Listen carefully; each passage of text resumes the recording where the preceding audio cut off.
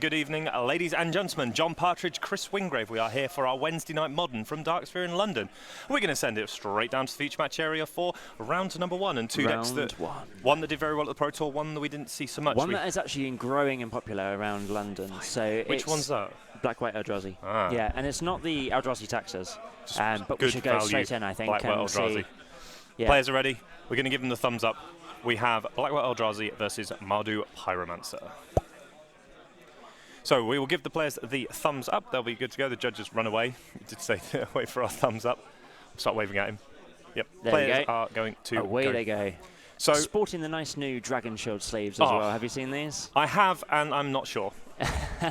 I haven't had a chance to look at myself. Apparently they are quite nice. As we they are particularly nice. I think because the Eclipse ones recently, that sort of, I say recently, they came out sort of 6 months ago now. 6 months, that's recently in Magic terms. It is recent in Magic terms, but they are the Eclipse from, now who did it originally? It was... You'll have to tell me. While he's looking for that, we have a turn one faithless looting here from Robert deciding what to discard. He has Thoughtseize at least one bedroom. Ultra Pro. There we go. Good job we have them all here at the store ready for us to have a look at as Robert deciding how he wants to discard. He's going to discard Lingering Souls and a Bedlam Reveler. Pretty good. Seems good. Yep, pretty good place to start. Can't get Thought Not Seared, it's always the best. Souls. We're going to see a pass of the turn, and Roberto, his turn at 2, he's going to pass the turn back. Looks like he has his own Lingering Souls in hand ready to go. His one, of course, being able to do... I think. 2 or 3 copies of Lingering Souls in his hand. It's at least there's a Eldrazi Temple at the front of hand, which is pretty good. We're going to see Robert lose 2 life down to 18, and we're going to see a young Pyromancer. Is that going to survive? Is the question. Roberto having a look at his hand. I think if you've got push, you've got to send it off there straight away. Players quickly working out how to use the life pad, and then we're going to have to turn back. It looks like he has a Fatal Push at the ready or a Path to Exile, but no, it is the 1-mana black instant from the Kaladesh block. We see destroy target creature with power. With converted mana cost 2 or less, or if you have Revolts, it is 4 or less, as we're going to see hopefully the screen bring up what was on the battlefield as we see Roberto resolve his first half of Lingering Souls. Lingering Souls great in this matchup, especially if the young Pyromancer cannot get going. For the Black-White Eldrazi to regularly hit Revolt, actually. Yes. It plays Ghost Quarters. Oh, that's a grim hand. That is what grim. would you choose there? Gideon. The cards that all have value attached to them, or the card that doesn't have as much value when it's in the graveyard. Do you want to discard the Lingering Souls? We'll see Robert drop down to 16. He's going to be able to flash back this Lingering Souls, and hopefully he has a land in hand. Looks like he has. We saw. Yeah, we're going to see that. Probably go fetch up a basic mountain, only losing 1 life down to 15. We're going to see a flashback of the Lingering Souls. I think he really hoped that the young Pyromancer was going to survive, but there is so much good cheap 1-mana removal that it was unlikely to. We're going to see the flashback Lingering Souls from Robert here. And generally, I would say that the Black-White Eldrazi is slightly unfavoured because of the way that the Mardu Pyromancer deck plays, but then it drew 3 copies of Lingering Souls and now has Reality Smasher in hand. Feels good, man. Reality Smasher seems really and we're going to be... Robert's going to feel pretty bad now. Reality Smasher. I think that's... incredible top deck here for Roberto. Seems like a good thing. I actually would trade off Souls here, I think, just to stem a bit of the damage. You've got your own... Bedlam Revelers. Yeah, there we go. We're going to see Robert take 5 down to 10. That's a fair chunk of life, as we see. Both the tokens go away and a pass of the turn. If you're going to draw well off the top of your deck, that's a pretty good place to start. You're going to see Inquisition of Kozilek come off the top. Fatal Push looking pretty rough in hand, but we do have a Dreadbore and plenty of cards to discard to the Dreadbore. So actually this is the almost a plus in a way of this Mardu Pyromancer deck, that it doesn't mind its cards being in the graveyard because it's got so much of the value from either just fueling your Bedlam Reveler to get it out in an earlier turn. So now here's the question: is do you Inquisition as well? Get rid of half of the Lingering Soul, but we're going to Dreadbore, target this and discard the. Looks like the Bedlam Reveler. Wow. Wow, that's strong. Looks like we may be seeing the Inquisition this turn as well, or a Fatal Push. I would be I think tempted. he's got another copy of Bedlam Reveler in hand. So the spare copy, that makes sense. Yeah, sure. Now we're only going to be able to get 6 tokens. Seems a lot better for Robert here, as we can see a land drawn for the turn. Yeah, now we can important to get that. Play and flashback Lingering Souls. Maybe we're going to see the flashback here, and then we're going to make another one and flash it back as well. So we have 4 spirit tokens entering the battlefield. Both players, funnily enough, playing the card, helping each other out with their tokens.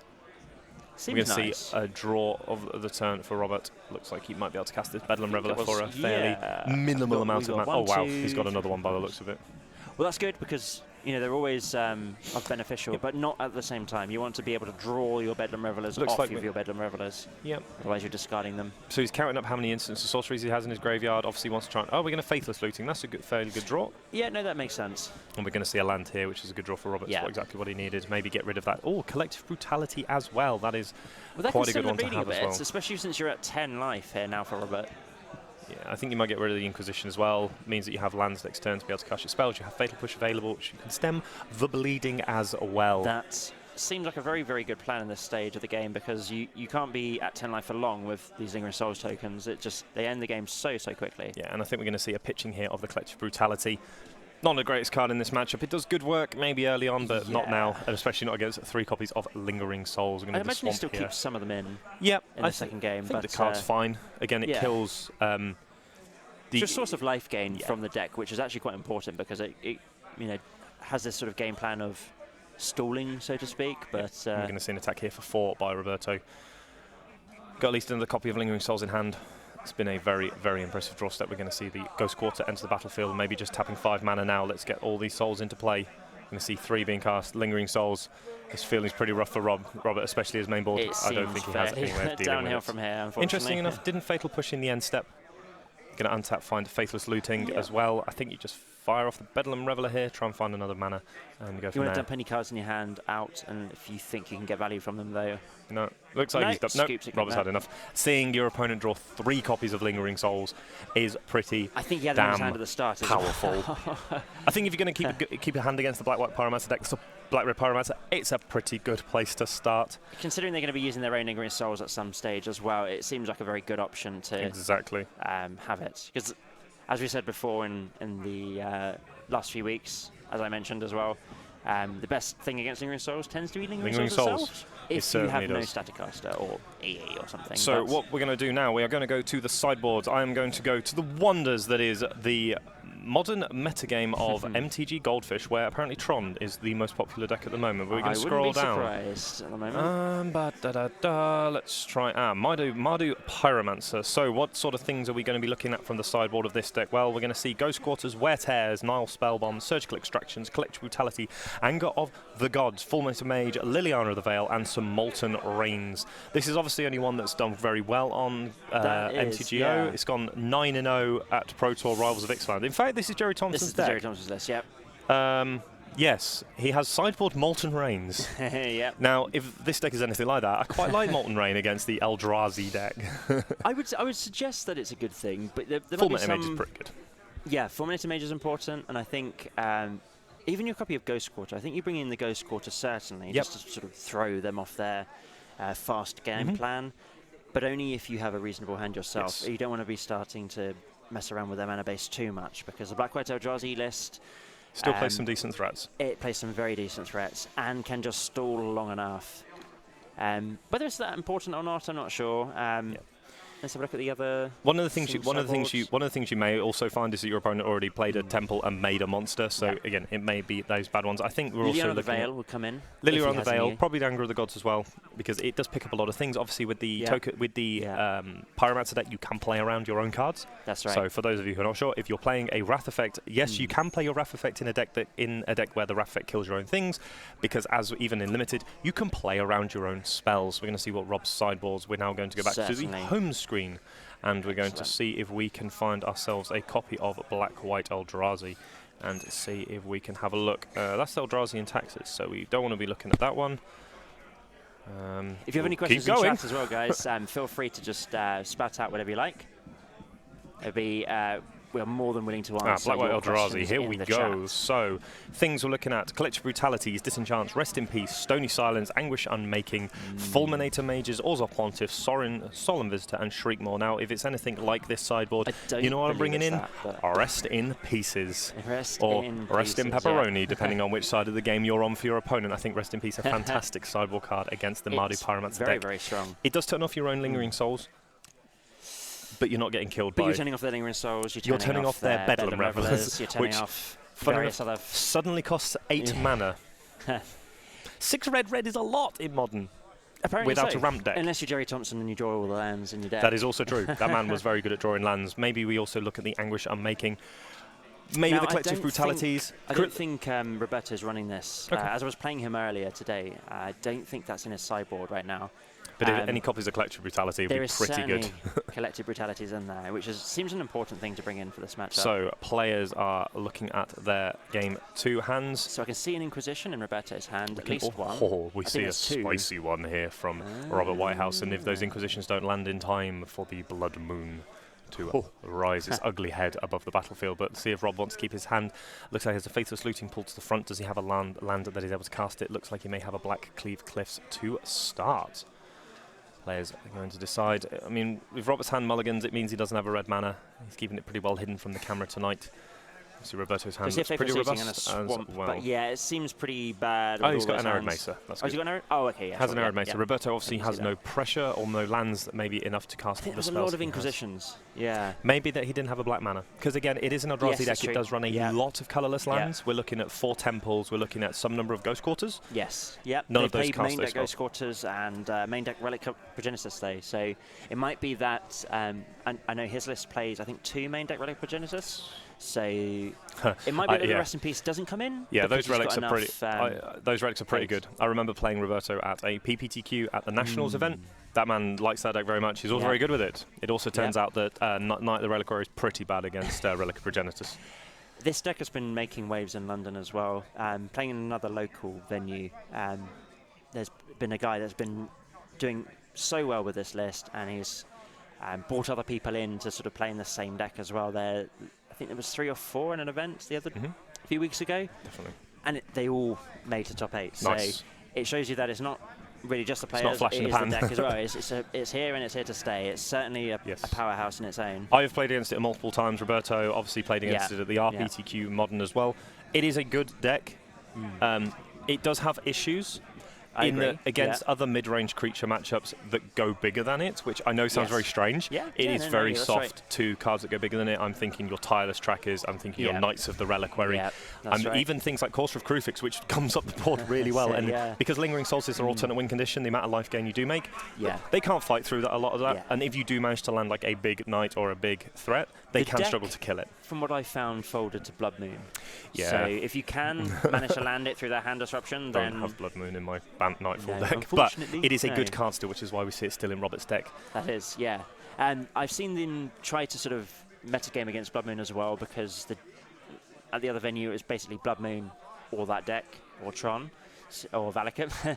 So they're all fighting off for the top spots, and this particular deck was playing Mind Stone in the main. It looks like Roberto isn't doing that. There's the Relic of Progenitus from the start. Which does mean that this Lingering Souls will be able to enter the battlefield. I would jam it now before it loses its value. Roberto needs a good draw, because otherwise he is going to get Blood Mooned, and, well, we all know what that means. We're going to see Black Cleave Cliffs enter the battlefield here, and we are going to the Lingering Souls flashback from the graveyard. Seems like a sensible thing to start with. So, going to see a second copy of Concealed Courtyard and a pass back of the turn. Path to Exile in hand is not going to do much if this Blood Moon comes down. We're going to see the Swamp played for the turn. Maybe you actually fetch up a second Swamp with your Polluted Delta, able to then pass this Blood Moon, have 2 black mana sources available to you. And you do have to remember that this is a 3-colour deck. This Mardu Pyromancer, but the only white cards are your Godless Shrines or your Sacred Foundry and your Lingering Souls. And bearing in mind, Lingering Souls is very easy to be cast from the graveyard as we see the Blood Moon enter the battlefield. Yes, the Polluted Delta knocking Robert down to 16, and we're going to see a float mana in response, maybe. I hope you've got a Disenchant, because if you don't, it does not. But we're going to see a card exile from the graveyard.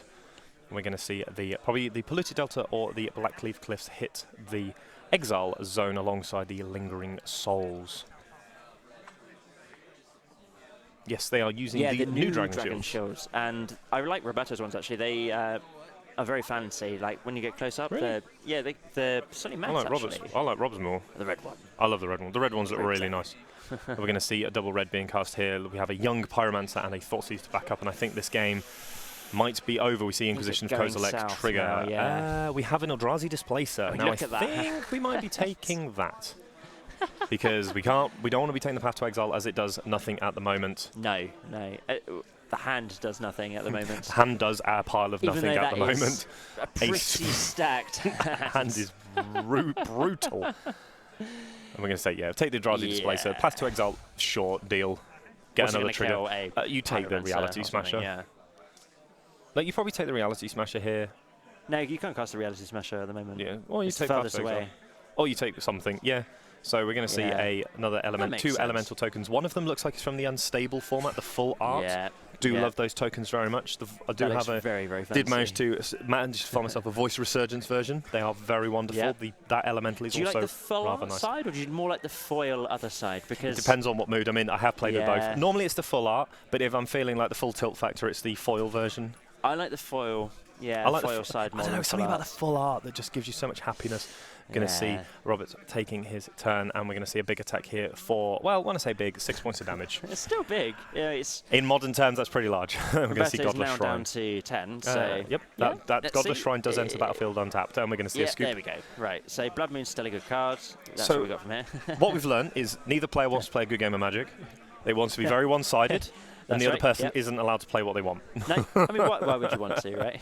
So players are going to shuffle up for game number 3. I think we might see Roberto going back to his sideboard here, looking for some number of his disenchant effects. Yeah, Fragmentize, I think he has on his side. Yeah. Let's see. Yeah, there we go. Yep. And again, all of these are good, but he does need to find a, especially with Fragmentize, it is a sorcery speed spell, so he does need to find a basic planes.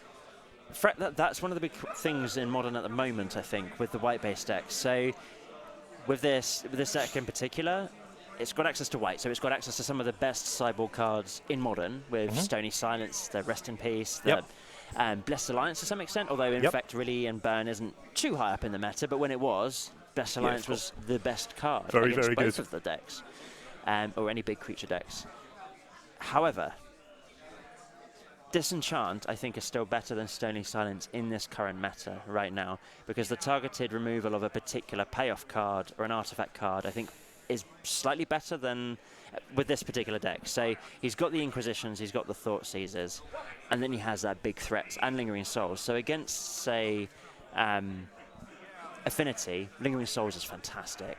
It does the job quite often enough, and you have the devoid creatures, so you don't actually really care too much about you can block. You can block. Yes, you can. Yeah. You have the huge benefit of being devoid of blocking Etched Champion. Yeah, and the other the other artifact-based decks is Lantern Control. Now, the only way you can realistically win against Lantern Control is by destroying the bridge. Yep. And Stony Silence just doesn't do that. Yep. Even though it is a fantastic card, and I would have it in there, I would always almost try to play at least one Disenchant. And I think Disenchant's the right card, just to get rid of the artifact or enchantment. So I have a different one for you. I have 2 other alternatives of what to do. Right. Number 1, you play both. Yes. The other option, you play green. Yeah, you play green. Yeah. Obviously, when we see this, green is probably the colour with the most abundance of artifact and enchant removal. We're thinking naturalize, natural state, back to nature, abrupt decay, maelstrom pulse. Green black, but But again, it's this whole thing that green. Also, green has a lot of creature attached with it. You have Kasali Pride Mage. We have Reclamation Sage, to name but a few of the options that you have available to you.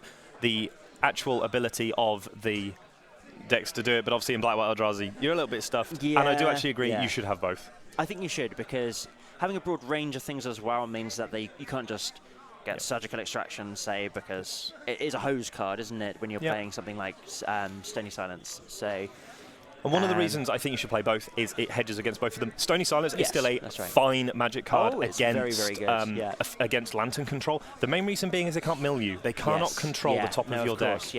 And it does turn off some of their, like, turns off the bauble, turns off the lands. Yeah, the Mox Opals as well, so maybe you can stop their slow win. But we have the basic planes here from Roberto. There we go. I think that's the hand that he wants. Making sure he can cast his spells.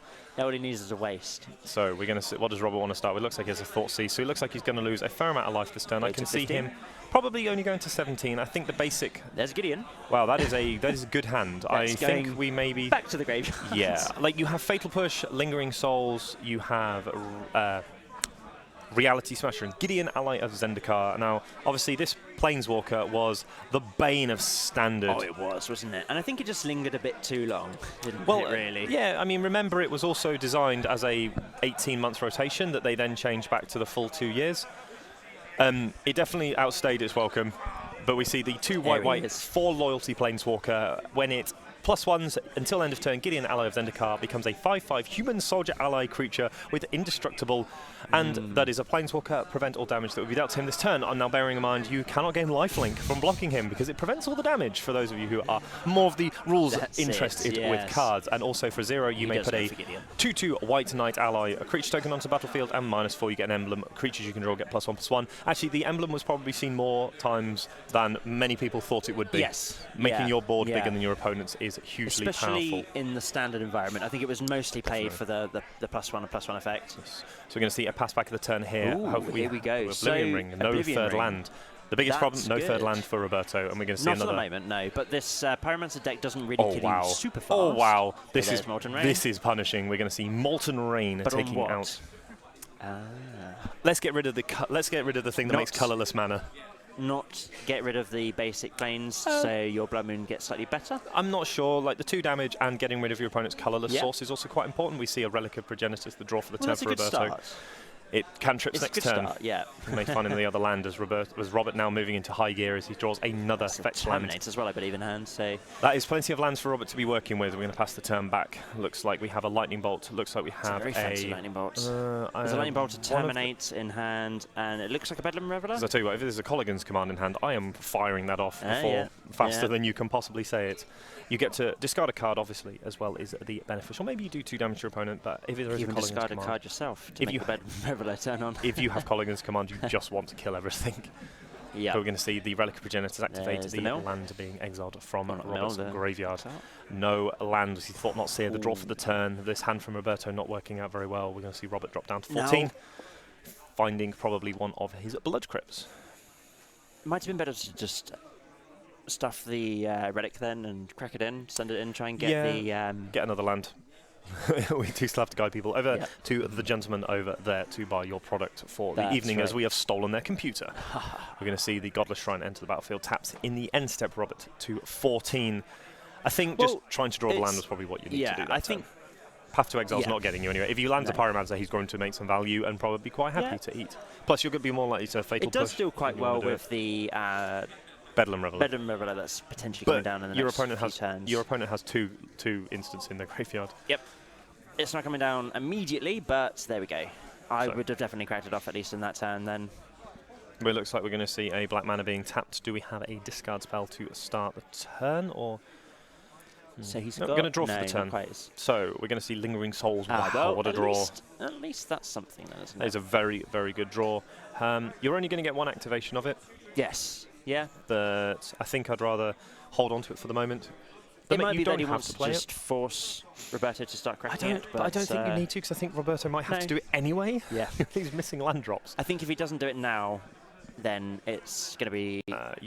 this is why I'm not a massive fan of doing the Lingering Souls this turn. We're going to draw. We're going to see a Thought Not Seer roll off the top of the deck. Does he find a land? He needs one. This turn, we find a Shambling Vent.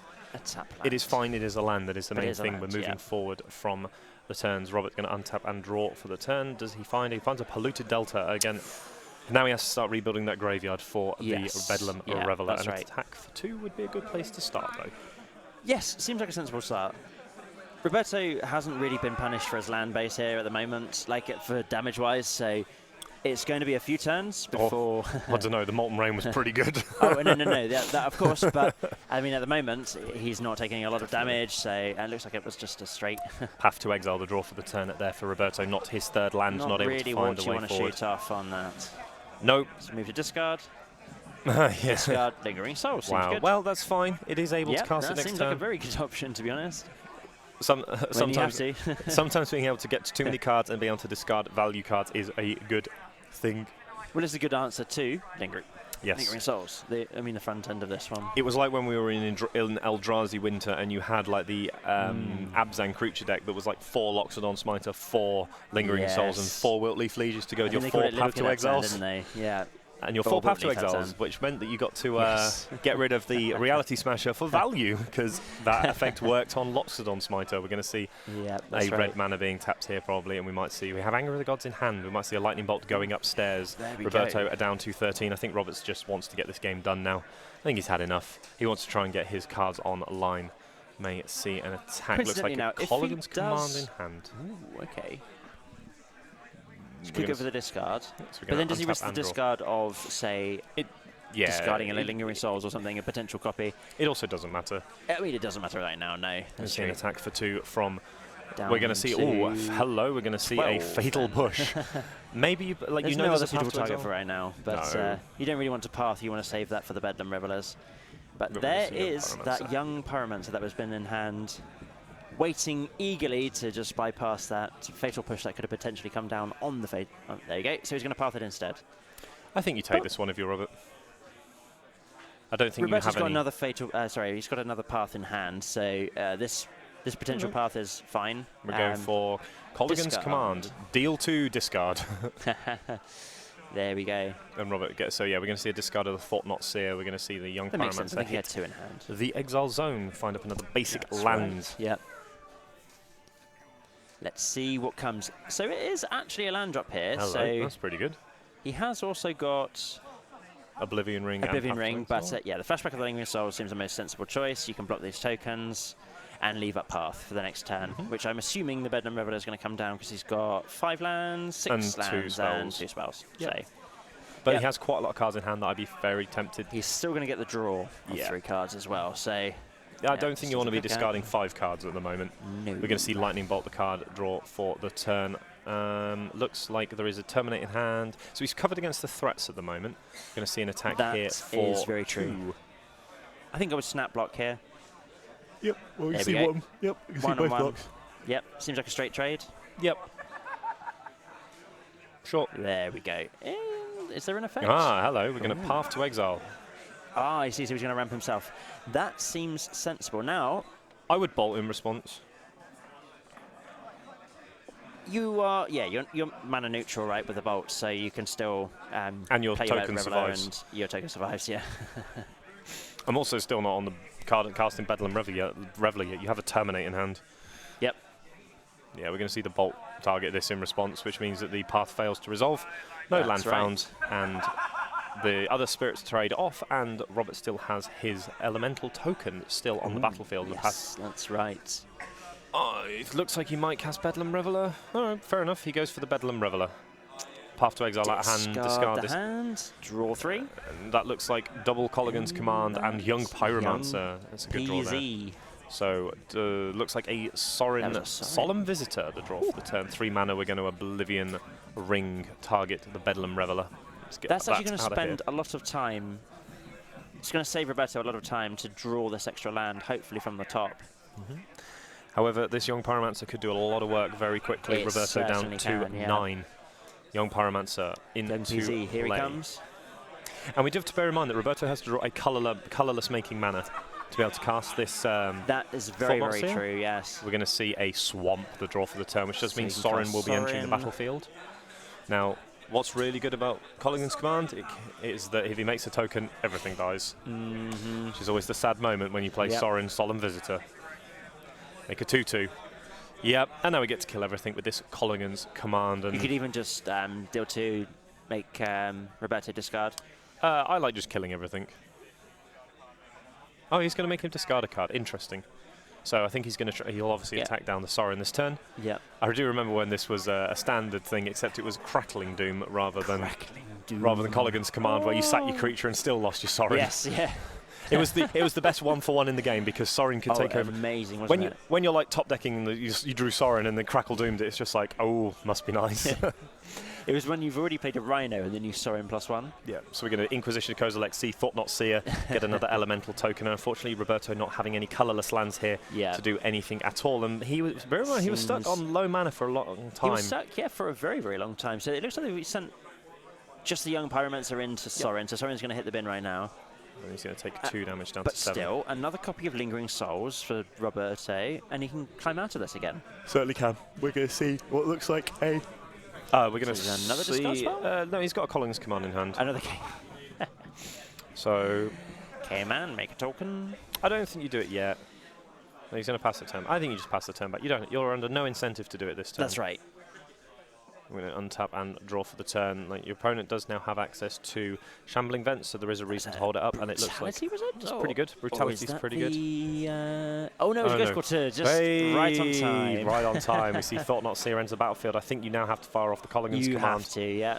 Get back something from your graveyard. You can't, there's no creatures. Oh no. Well, deal 2 damage and discard a card.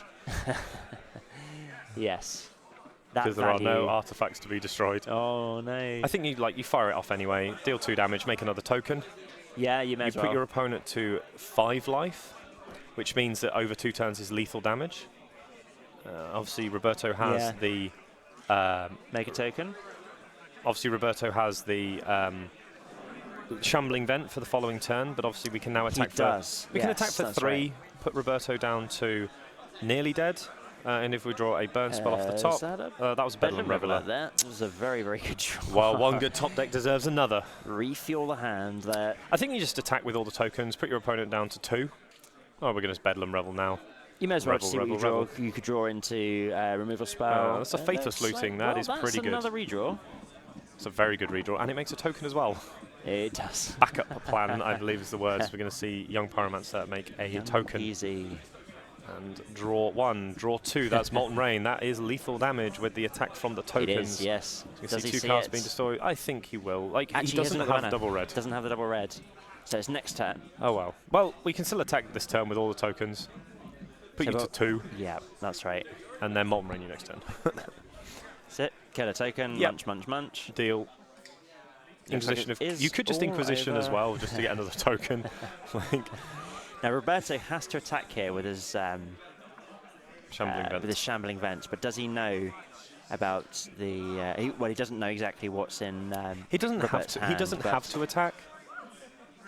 Otherwise, he's going to get Molten Rain. Again, Molten Rain kills him anyway. Because he attacks for lethal. Right, unless he's got another, say, I don't know, he's got 1 card in hand. Dead, right? He's on 2. Yep. So he doesn't have to attack. I like not doing it, but now we're going to see the Molten Rain. Probably take out the Shambling Vent just for the savage rub-ins. Yeah.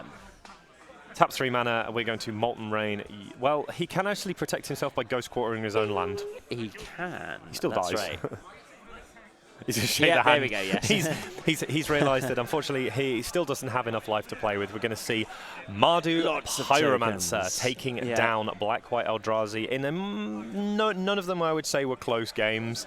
It was pretty one-sided on either side of the spectrum there. So I do think that's probably the way that matchup works in this format. Yes, you draw your haymakers. Sufficient, bombs, or so to speak. Especially with the Eldrazi deck, if you draw your haymakers, like you just run away with the game. And it's slightly more synergistic on the side of the Mardu Pyromancer deck. It is, but at the same time, it's so strong. Yeah. And both decks very good. So the Black-White deck has recently cropped up in this particular meta, in our local meta of London area, or the not quite sure why, but fair enough. It's just been picking up, and it's smashing around these mid-rangey decks quite consistently because of the power of Lingering Souls. And you've got decent removal from Path to Push, so you're playing probably 2 of the arguably best removal spells in the format right now. And it's got enough hand disruption that it can still play against the combo decks. So there's not really any human players. No. People that play the humans deck. We have many human players. Just no none of the players, human decks players. Yes. So there's 1 or 2 not quite that well trained yet. Not quite. They could at least play a few decks in the format, but yes. So it's quite odd. So there's not really too much of an aggro meta as such. There is quite a few people that play Burn here still, and there's quite a few people that play random aggressive decks. Yeah, they are still prevalent. People that play the humans deck. So it's quite a strange thing. You would think that there would be such a broad meta in London, and there is, but it just seems to have this hole of no one playing humans. It is, and it's also quite difficult to get a hold of. Yes. No, it's playing some random cards that are... There are some fairly expensive elements to that deck. Noble Hierarch. Yeah, but pretty much it. Yeah. There are, the Thalias... Thalias are rising up in price. Yeah, the 2 mana... but again, that sort of deck will always push up the price when you need 4 of them. And Kessling Malcontents now has hit the wall of... 50p? No, that's climbing. Was it a rare or an? It was an uncommon. Oh, okay. It was an uncommon from the the Innistrad cycle, the first Innistrad cycle. Never played it, but so yes, agreed. Oh, it was great format and standard then. Oh, Lingering Souls, you abandoned that format. That was fun. It was only for Block Constructed. Stop moaning about but that no, card. But it was good. It's a good card. It was a very good card, as we've seen being ported into Modern. Who'd have thought that a 5 mana make 4 1/1s would be good? But the way it's played, well, that is always the powerful part of it. Right. Now, Pro Tour. Pro Tour. We have just had a Pro Tour. Glorious Pro Tour. Wasn't it just so much fun to watch Modern again from these professional players at a Pro Tour event? It doesn't even matter that it was professional players. It was a Modern tournament held at the highest level, and my goodness, it was wonderful to watch. 10.5%, I think, was humans. Yes. With a very poor day 2 conversion rate. 400 players, roughly. 10% of that metagame, so probably 40 players were playing humans. And that was the most popular deck. That's right. Let's think back to the last standard Pro Tour where it was 20 or 30% were playing Mono Red and Teema each. Like, it was a lot. Yeah. Like, that is probably to describe how varied and open this format is in Modern. It certainly is. And that's why I keep on saying to these people that are getting a bit worn down with standard and a bit annoyed with the certain bands of their deck, and they feel like it's being them that's targeted. And there's a reason that we play this format more than probably anything else, and along with Pauper as well. But especially with this format, is nothing really rocks the boat so much. No, there are. There's various bands that come along but are needed. Yeah, probably the best way to describe Modern is if you want to beat a deck, you can. Oh yes. Very easily. Yeah. You can sideboard enough cards to beat a deck. For example, you can Affinity. I think, now, I've always been of the opinion, I think a lot of people may agree, and obviously maybe I haven't asked yourself, if there was, the Affinity is probably the most powerful deck in the format. The Game 1 deck? Affinity. Yes. Now, Sure. Affinity is probably the most broken deck in the format. However, if you want to beat Affinity, I have a list of probably as long as my arm of 14 different sideboard cards that hose Affinity. And that's why Affinity doesn't get anything banned anymore. I know. It is a hugely popular deck, very powerful, many sideboard cards to go against it as well. Probably one deck in Modern that reliably does quite well against Affinity. Game 1. Which is? Jund. Bolts, Fatal Push, Colligan's Command, Abrupt Decay, Threats. And just having Scavenging Users and stuff to just mess with them all day. Yes. Jund laughs at your random 2/2. And just the Inquisitions at the start. It's like, oh, I will take that payoff card, or I will take, I mean, sometimes, yes, they can get you Game 1, but you've got a numerous amount of good sideboard cards. Like you say, there's so much good stuff. But then we flip side of it. What's good against Jund? Tron. Burn, Tron, Storm, unfair combo decks that it can't interact with very well. It's hard, anything that doesn't really interact with, or doesn't try to play a random. Obviously, Jund is like your 50-50 deck. It will always have a fine matchup against everything eventually. Pretty well against Storm. Tron probably the exception. It's pretty rough. But then what's good against Tron? Unfair combo decks. Yeah, and Burn, and things that don't care about you making a Karn on turn 3, which is many decks. Think about the amount of decks that don't care about you making a Karn on turn 3. There's quite a lot of them, as it turns out. But there's some decks that can't manage the Tron deck at all, and there's quite a high list, really, that just fold to Tron, but are still played. Will do well. And will do consistently well and get the high scorings. Like, I can't imagine the Mardu Pyromancer list doing amazing against Tron. I'm fairly sure that deck folds to Tron a lot of the time. Pretty much like most mid-rangey style lists, even though it's go wide, they... It doesn't have a powerful enough clock against Tron. No. But at the same time, I can imagine it still can get there. Yeah, of course, definitely. You draw enough decent discard effects and your opponent bricks for enough turns. Obviously, the cantrips, in terms of the way that the format rotates, obviously means that you have you have all your spheres and stars, which allow you to redraw if you don't have anything in your opening hand. And you get it Thought Seized away, you then get a redraw. And you get more and more cards down the line. And obviously, if you ever do land a big threat, even if it's not great, you can Sanctum of Ugin into whatever threat you do need to make. Now, so a lot of the pros coming into the Pro Tour, they wanted a deck that could they were get so under down Valakut. on the Pro. Oh my goodness, the They pros were wanted so down on that format. But for the longest time, because they can't metagame against it, that's why. So wonderful, yes. There's no #1 deck, really, in Modern. I don't think there is a best deck. Most people have said it's Grixis Death Shadow. Yeah. But I think that there's so many good sideboard cards now that you can bring in that doesn't make it an auto win, but just makes it you're more likely to win. Let's explore that point. So why do you think Grixis Death Shadow was appreciated as the best deck in the format? Has enough hand disruption and is very, very resilient to whatever sort of type of hate that you're bringing in. And Stubborn Denial is just a fantastic Magic card, being a 1-mana counter spell for anything that's going to interact with your Death Shadow, because Death Shadow beats up 90% of the creature base that's played in Modern. so does the big fish. So does the big fish, yeah. Real big fish. And it's also an incredibly consistent deck. You have a lot of card draw. You see a huge amount of cards, Thought Scour, Serum Visions, Opt, depending on which way you wanted to take the deck. Certainly, and like just the fact of, you can hold on to your certain hands that have numerous cantrips and just draw. You will eventually draw into what you need to finish the game. And the hand disruption I've said before numerous times, actually, on various other streams, I think the hand disruption now in this format is so important. I think Black is in such a strong place right now. It is, right? No, I can see where you're coming from. It's Black's pretty much only resource of getting rid of, say, the Rest in Pieces or the sideboard cards that are going to be disruptive to you. Because most sideboard cards, I think, at the moment are 2 mana or more. Yeah, I'd agree with that. The majority. Right? There's a few exceptions. There's a few exceptions like Null, Spellbomb, stuff like that. There are exceptions to the rule, but generally they are 2+ mana. 2+ mana, and of quite a big effect as well. So something that would potentially get your deck. But turn 1 Thoughtseize gets rid of them all.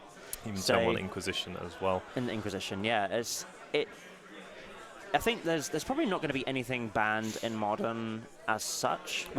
We'll come on to that. What we'll do is how we're going to run tonight. We are going to, as much as possible, keep our faces on camera.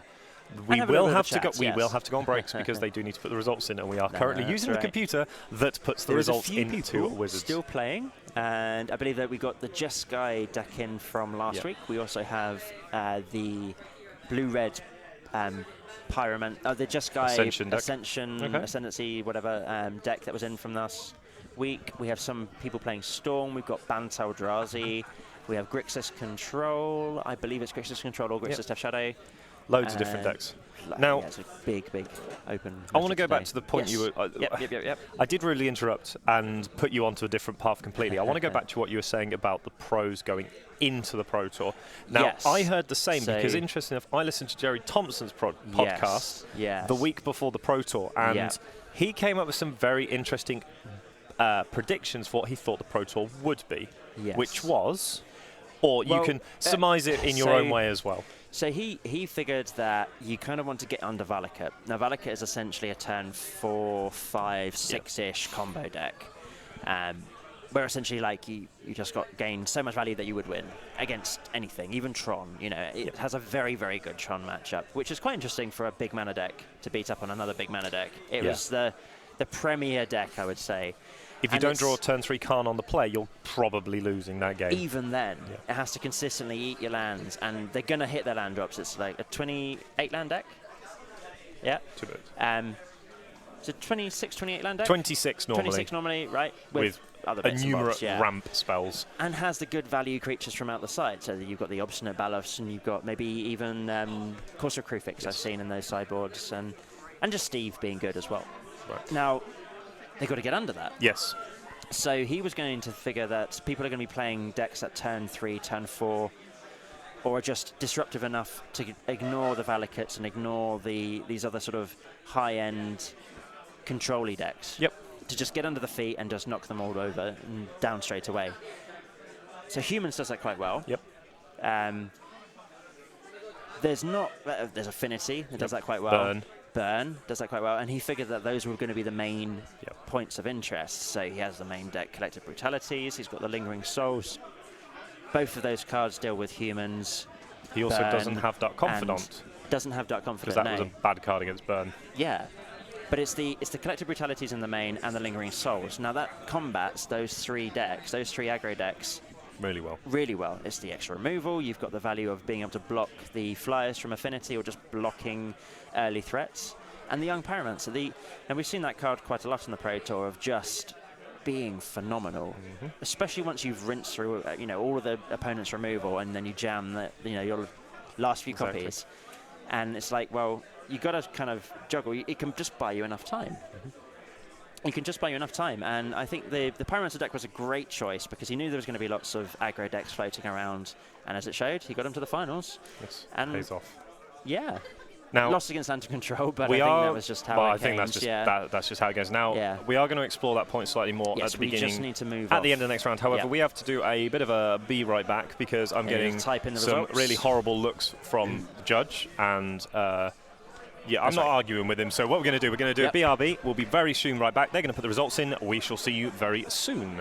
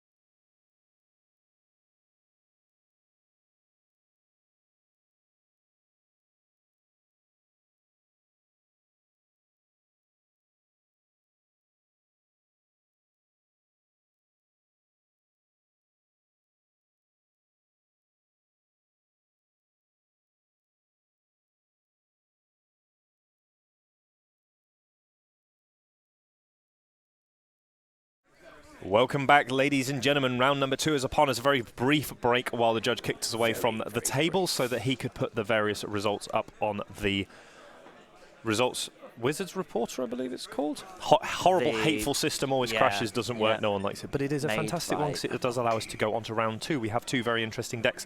One side of the table we have Affinity with the twists. The other side we have the blue-red Through the Breach combo deck. We were going to send it down to the feature match area and have a bit of a chat more about the players. We'll give them the thumbs up. The players are good to go. Emrakul, I imagine, will be coming through the little gap in reality to break somebody else's reality. So we're going to see turn 1 Inkmoth Nexus into a Ornithopter and a Springleaf Drum, tapping it to make a Volt Scourge, paying 1 life, paying 2 life with the Phyrexian mana to put that into play, the 1/1 flying lifelinker. Now, obviously, the interesting thing with this deck is it has what the reason we've called it this deck, as I did get to see a quick look at the deck. I can't spell apparently. Ensoul. Artifact. So it was played in standard. Somehow, but we're going to see Ensoul Artifact come up on the table. Is Enchanted Artifact. Enchanted Artifact is a creature with base power and toughness 5/5. In addition to its other types, we're going to see a 2-mana spell here. We're going to see the payoff Steel Overseer, the payoff card of the Affinity deck. Now, do we have a counterspell here for Mariano? No, it's going to resolve, and we're going to see an opt in the end step. Here, we're going to scry 1 and Lorenzo got a Stubborn Denial there. It does look like he has a Stubborn Denial in hand, which is pretty sweet. Saucy. That is a very saucy card. We're going to see Serum Visions here from Mariano. We see the Emrakul already in hand, another pair of lands on top of the deck. So he's got, it looks pretty flooded with lands anyway at the moment, but he does still need to get to 5 lands. It's 2 words. Now, obviously, the payoff card in Affinity comes up in many flavours, but for this one, we have the Steel Overseer, the 2-mana 1/1 tap, put a +1/+1 counter on each artifact creature you control. Now able to untap here with just the Desolate Lighthouse on the other side of the table. We have looks like we're soon going to be running with scissors, ladies and gentlemen. We're soon going to be suiting up possibly the indestructible, well, maybe not this turn, because obviously you can't use it straight away. But we might soon be. He's got the mana to put it on there, but he can't attack with it. Yeah, we may soon be seeing the Darksteel Citadel running with scissors. It's always a little awkward. It's so funny. That card is so funny. Such a good card. Do you remember when it was played in the standard rotation there? Oh. Yes. That deck was just nuts. Blue-red. It was real interesting and really interactive until they killed you. Yeah. So we're going to see everything get a +1/+1 counter here. We're going to see the activation of both Nexuses to allow them also to get a +1/+1 counter, as they are artifact creatures when they are active, which does allow them to keep it. And obviously they keep hold of the +1/+1 counters as well when they return to being lands as well. So we're just going to quickly look at. I'm going to start looking at what the sideboards will look like, because this game could be over very quickly. This Ensoul Artifact thing is rather strange, but from my knowledge of the... We're going to lose 2 life. Looks like we have Electrolyze at the ready, which unfortunately is not going to be a very pleasant one when it doesn't resolve through this. Steel Overseer. But he can do it in response to the Steel Overseer, but... I'm more thinking the Stubborn Denial. However, if there is a Through the Breach, that's 5 mana, unfortunately, so he does need to find a way of doing it. He's going to say, no, I'm not going to allow you to untap. We are not done quite yet. It's interesting that he might anticipate some kind of counterspell there. So he's left it until the untap phase, but seems rather loose. I think I would want to kill this, or at least try. Yeah. Going to try and kill the Steel Overseer. Does he allow it to resolve? No, we're going to use the Stubborn Denial, and I believe this is the Getcha moment here from, which is interesting, is you may have chosen to use the Lightning Bolt instead. We're going to see a draw the turn here. We're going to see another Darksteel Citadel. I think we're now going to start running with scissors. I think so. You've dunked out the removal spell there, tapped out. Let's see it. Probably want to just do it on the... Oh, no, we're going to make... no, we're just going to make both the... We're going full beatdown plan. Yeah, that's it. I think it's good now. You kind of want to hide some of the information of what your deck's playing. Yep, of course. We're going to see an activation Steel Overseer, and not a lot Mariano can do. This is a very, very quick draw from Affinity, and this is where using your more expensive spells as well. Not always the best.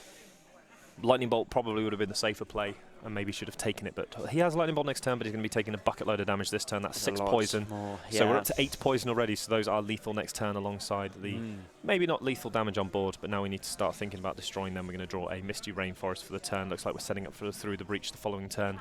Do we have time to do it is the answer question. We do have... Right, but there's 6 however, we may have Bolt Snap Lightning Bolt, which could be very good. Yes. Allows a blocker into play. Bolt, snap, bolt, and I would do it now. No, because you have to do it in response to the Steel Overseer activation. Yeah, no, that's true. Yeah, no, that would be very, very correct. Throwing our cards on the floor instead. That's another way of doing it. We are going to lose a lot of life because I don't believe any of those lands make basic red mana. No, We're going to see a Misty Rainforest here. Possibly a pass of the turn. Oh, you could bolt the Steel Overseer now, but then you do have to get rid of both Nexuses, unfortunately. Yes. So that doesn't work. And you're only going to take 6 damage, so you will not be dead. And then you get to make Emrakul the Aeon's Torn, which should remove everything. You can't block that thing. But well, it depends what he does with the Steel Overseer. But I imagine it's just pumping the team. Yeah, which means it's obviously really good for you because you're not actually dead on board. That's you take 7 damage. Unless actually, no, you will be dead. He 3, goes for the 4, plan 5, of 7. No, he will be dead because he can't fetch shock, unfortunately. Actually goes down to 7, and that's what 1, 2, 3. No, that's right. Yep. So he's just dead, but maybe he's got some kind of interactive card here. Maybe he can't even Cryptic Command at the moment. Unfortunately, that Stomping Ground is rather sad right now, and I imagine he doesn't even need to pump. With the Steel Overseer, I would just send everything sideways. Yep. You have to do it in response to the Steel Overseer. Nope, we're just going to pick him up. No, he can't. It's lethal damage. Yeah, he doesn't even need to do anything with the Steel Overseer. He can just respond to any damage-based spell. The go big Affinity work this time round as Steel Overseer takes down the game. Maybe punished a little bit there, Mariano, for using your Electrolyzers of the Lightning Bolt. What do you think? Was that a correct play, or? I think normally these lists don't play Stubborn Denial. They play I was going to say, it's a little bit of a surprise. Would be, they do play Spell Pierce in the main. Yep. Some of them. Now, not necessarily Stubborn Denial. It's not a 4 of, and it's certainly not that popular either in the main deck. But you can kind of expect someone at the side. I think. I would not be boarding that card in. I don't think that card comes in. What does come in? Thoughtseize. It's pretty good. Maybe Torpor Orb, maybe. I'd be much more interested. I would be much more interested in Torpor Orb than this Blood Moon that he's currently looking at with the. He might not know what flavour of the. The thing is, you're in a blue-red matchup. Your opponent's playing blue and red. You can't if so you he's Blood brought Moon forward the Grafdigger's Cage. That's a good magic card against the blue-red I can see that deck. Yep. He looks like he also. Ancient Grudge. I would be also tempted by the. I'd be also tempted by the Guraput Ether Grid. Yes. That is also another fine choice. That's right. And he also has Rest in Peace already on the table as the first of his card. Now that I do like. However, he's not going to bring in the Ether Grid either, which is a surprise, as I think that is a very good card to bring in. I think you're looking less at your. I saw some Anger of the Gods on the other side from Mariano. Yeah, that card is good. You do need that against Affinity or some sort of Wrath effect, especially when you're in blue and red. Pretty easy to cast, especially when you're trying to get up to Emrakul and that's right. Steel Overseer, I don't think it's his best in this matchup. It did run away with that game, but you're playing against a blue-red burn deck, effectively. Yeah. There's a lot of ways to get rid of it. I think you can drop 2 of the Steel Overseers. I don't think you want to be dropping any of your 0 mana cost spells. They do allow you to power out your Platings and your Artbound Ravagers, which are your best 2 cards in this matchup, as it's very difficult for the blue-red deck to remove. If you're playing against this deck, you kind of want to draw all of your spell snares. Very interesting. Possible. So he actually took out one of his Vault Scourges. Okay, so that's a hedge against maybe some kind of form of burn plan. So it does hurt you a little bit. But it also gains you life. It does gain you life suit it up with, and then when you suit it up, assume it survives, Yes, so what we're going to do is we're just going to make sure that the players have reset their life totals. They are. And we shall be on to game number 2. So, looking at this matchup right now, I've played the blue-red deck, not with Through the Breach, but I played it with Kikijiki, and I've played it just with straight lots of burn spells. I used to play with, I think we saw it 2 weeks ago, with Kai playing my deck actually, and he was playing with 4 lightning bolts in the main, 3 burst lightning in the main, and 3 electrolytes. So this Affinity matchup would be so easy, and it is, especially with the board state of so much burn spells, and had Anger of the Gods in the side, and the Engineered Explosives, so any of the payoff cards just fall flat on their face. But it looks like here now we've got an Emrakul in hand for Mariano Molina, and I think Lorenzo has got double island in hand for the Affinity player, but that's good because he's obviously on this slightly bluer which is strange because most of them build. have gone more to red recently. Yes. Yeah. For Galvanic Blast, obviously a way of closing games and killing creatures that are problematic as it does 4 damage. Thought Not Seer dies to a Galvanic Kills Blast. Tarmogoyf most of the time as well before it gets too far ahead. We see a Springleaf Drum, the draw for the turn, obviously allowing to make mana. We see Inkmoth, Nexus, Darksteel Citadel and Ornithopter, the starting points here, so we're going to make a Mem Knight as well.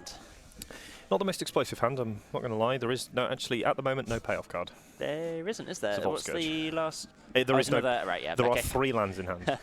There is 0 copies of payoff card. We're going to see a pass back of the turn. This looks pretty good. I saw a Rose For Molina, we see Stubborn Denial. This draw not working out so far. The 2 Inkmoth Nexus are ways of getting some damage in, but again, Stubborn Denial not so great against the Lightning Bolts. We're going to take 1 and 1. Not a lot of damage at the moment. I think we can afford to take that and maybe crack the fetch land and fetch up a Steam Vents in the end step. Obviously, with the basic island in play, can cast all his spells that he needs to, apart from maybe the Cryptic Command. Interesting then, he's gone for the red-green land, so he's obviously hedging towards the Ancient Grudges that I assume that he's brought in. And we see an Opt in the end step. Seems good. Don't think you count that. No, that's not how Opt works. Unfortunately, you just drew that Ancient Grudge. Yeah. Okay, we're going to have to... Judge. Judge. Judge. Judge. One sec, we'll get this resolved. They are kind of doing it themselves, yeah. Whoopsie. There we go, we're going to get that resolved very quickly and we'll be back into the match. Looks like he draw 2, so Opt is a draw 2 or scry 2, then draw 1. I guess he's playing it as an instant speed Ponder. Or no, what's the... Oh, I forget now. It's been so long since I played with Ponder and Preordain, since the standard rotation of having both of them at once. That was a fantastic standard. Around about the Zendikar, the original Zendikar standard was amazing. I played blue-white control then. I also played the black-red vampires deck, and that black-red vampires deck during that standard was so much fun. I enjoyed that standard loads. Then when Innistrad came in, it was still good fun. You had the Huntmasters decks, like the werewolf freestyler decks, and then just the green-red value decks that came into play around about that time were really fun to play against as the Black Red Vampires, when you had your Calestria Highborns, your Bloodghast, your fetch lands as well back then. And my god, it was just such a great environment to play Magic in at that particular stage of the day, of the era basically. And I had so much fun. You had Calistria Highborn, you had your Bloodghast, you had your Pulse Trackers as well. Is it Preordain that scry then draw? Yeah, I thought so, yeah. It's been a while since I played with those cards. Ponderers of the Look. Right, yeah, that's good. Okay, thank you, Jay. Jost42, thank you very much. Right, so it looks like they've resolved that now, and we're going to be coming back to the standard play right here. But there we go. So it looks like now the Opt is resolved. He's playing his land for the turn, which is going to be another copy of the Bucket Island. What's everybody's favourite island? Let's get in the chat. What's everyone's favourite island here? Mine, personally, is the Unhinged Island. So that big John Avon art, got the beautiful island, the blue landscape. I'm not a massive fan of the Bucket Island, but it is probably my number 3 or number 4 favourite island. Really? The Bucket Island? No. Well down the list. Not a fan of the Bucket Island? Well down the list. Yeah. It's a Marmite. Yeah. It is a Marmite land, and it is very much down on my estimations of islands. Ooh. It is beneath many whiteboarded but lands. You're of the same opinion me. It's the John Avon Unhinged full art. No. No. Still no. No. No. Right, I'm afraid we're going to have to lose John for the rest of the day. John may be disappearing to be taken out offered up to some of the dark gods. Here we go, Snapcaster Mage, cast to Magic. Block the Mem Knights. And however, we are going to be Opt, which seems fine. We're going to take 2 poison, go to 3 poison, and get 2 Opts. Looks like we have. Let's see, what is the judge's favourite island? What do we reckon? We're going to go to the judge. He's going to find it now. I think he's getting it now. I'm going to find mine as well because. Right, yeah, we're going to go and we're fine. Let's see. Comments in the chat. What's your favourite island? Then let's have a look. See what the consensus is of everybody. Well, I think there's going to be many options. Oh, Mismatch Island. Even better. Best. Now, this is the Undersea Island, I call it, because it looks like it's sort of a view from underneath with the floating Under the sea. Life is much better. Bucket Island. So Naderi said Bucket Island is really nice. That being said, I never play blue, so I don't know. Don't know if you're going to get that on the stream. John's going to show you the revised whiteboarded basic island. Or we can go for the other white-bordered revised basic island. No, I quite like that one with a little hue on it. This one here, the slight hue. Yeah, on I it quite like is the really slight nice. hue Or one. we can go for the other of the beautiful white-bordered. The green. It's beautiful. Green sort of. These, my friend, are the best of the basic I could lands. just throw up right now in my mouth. So wonderful. Or we could have the 8th edition white-bordered monsters. You have 2. So the judge has 2. Let's see. Probably, if I had to pick from the tiebreakers, first favorite. So, All right, first okay. favourite of the Then if judge. you see I that. don't know what sets this from. Asia Pacific. Asia Pacific promo. And what's your second one? Specific promo. Oh, the arena. Arena. Ah, I the don't arena know. island is. Yeah, I Apparently, really like this is one as Arena well. Island is the other one that the judge likes the most. If I can get it on the camera. Yeah. There we go. Very nice. There we go. Expansion symbol, single line of text. Oh yes. Yeah. Yeah. That's it. Gotta love. I just love my whiteboard lands So at the moment. Kamina said the wetland. The wetland. I'm not sure exactly what that's referring to, but They're all wetlands. They're there islands. is as well mentioned about the Ice Age snow covered. That's true. They are nice. Some of them are really, really. Especially some of the snow-covered islands are played in Pauper as well, aren't they? In the blue-red. There's a couple of Galva options because that's. Let's pull this one up. This one's quite nice. There we go. Let's give it to the stream. That is quite a nice island. Yep. That is quite a nice one. Obviously, you can't see it with the stone head, with the Maya heads.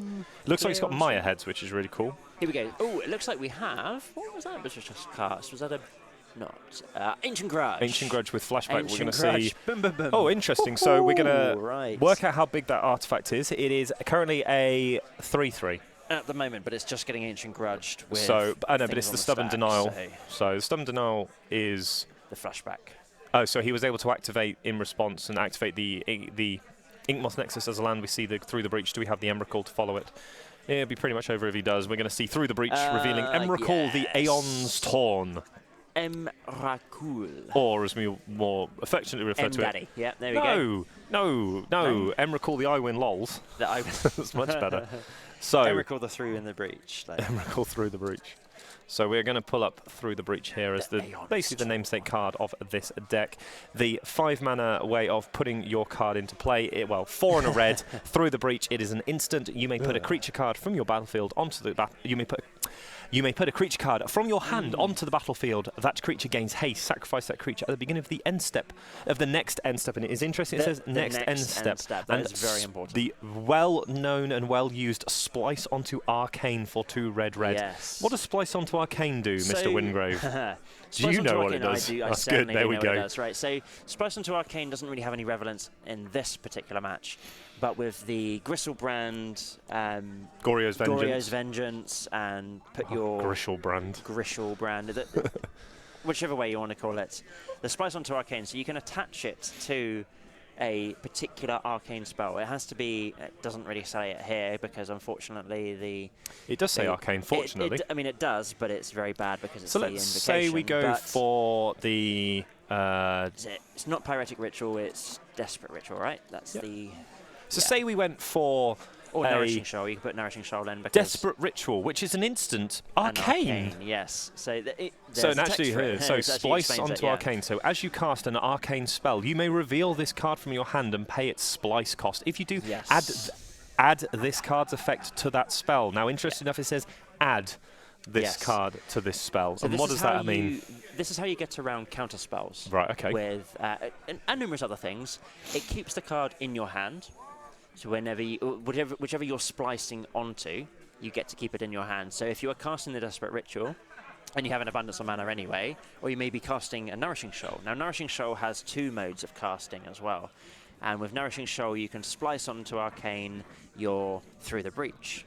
So they can cast Through the Breach off of casting a Nourishing Shoal. Now, the Nourishing Shoal is effectively you just remove your Wildspine Worm from your hand, or your Berigmos, but you probably want to use that to finish off people, and then cast your Through the Breach. Now, this Nourishing Shoal is counterable.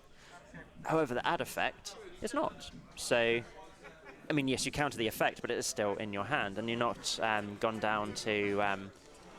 It's another way of sort of keeping the cards in your hand and still adding the effects to the spell. So the Through the Breach is very, very useful. It gets around a lot of good things. And also, it's a cheaper way to cast through the breach. Yes. Well, So no, because you need the mana for the original spell. But well, no, but if you've it's got, a nice way of doing yeah, it. if you have you've excess got mana. access mana, it's another way of getting around some things, some certain locks. Like, so the splicing onto Arcane gets through Thalia attacks, for instance. Yes, it does. As well. Because you aren't casting it, you're revealing casting, it. You're just adding the effect to the spell. So if it does get countered, yes, both of the effects go, and you lose the card that you were physically casting, but you do not lose the splice thing. Yes. So, yeah, no, absolutely amazing.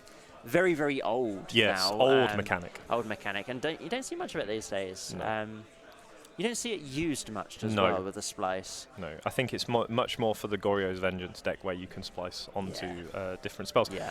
And obviously, the other interesting is the next end step. So were you to cast through the breach in your opponent's end step, you do not sacrifice straight away because it is the next end step because you are already into it. Because it says at the beginning of the next end step, so you have a lot more time to do it. This hand looks very interesting from Lorenzo. It looks like a lot of 2-drops, some platings, and some Ravagers, which don't really work well together. They do the same thing, and one gets rid of the other. Yeah. They don't pretty much double up. So we're going to see a quick mulligan here for I would Lorenzo. imagine you got like some kind of. It was double plating our Crown Ravager and some lands, and it's pretty rough for the Affinity player when they open up that hand. When you see that hand, you kind of got saying to yourself like, I wish I could draw better. Yeah. Looks like Mariano is happy with his opening at 7. Looks like we have a mountain, so. It seems an like a island, sensible place to be. and a cryptic command. Looks like there's also a red spell in there. Not quite sure what that is exactly. And a Serum Visions. Good place to start. Knowing that Lorenzo is playing this scissors-based. Actually, no, he hasn't. He hasn't played the scissors yet. He so hasn't this run still with could scissors be a yet. Surprise, but he is playing with those stubborn denials. So, will Mariano be just playing out anything and just not expecting the stubborn denials, or will he be a bit more conscious of it? This hand looks better. Looks like we have a Walking Ballista. Yes. Looks like we have a two Mox Opals, a Walking Ballista, a Stubborn Denial, and a looks like Spire of Industry and a Vault Scourge. Vault Scourge. That's the one. Couldn't think of the name. Mind blanked for a minute. Vault Scourge. That's powerhouse of the Affinity deck. And it really quite is. It is really good.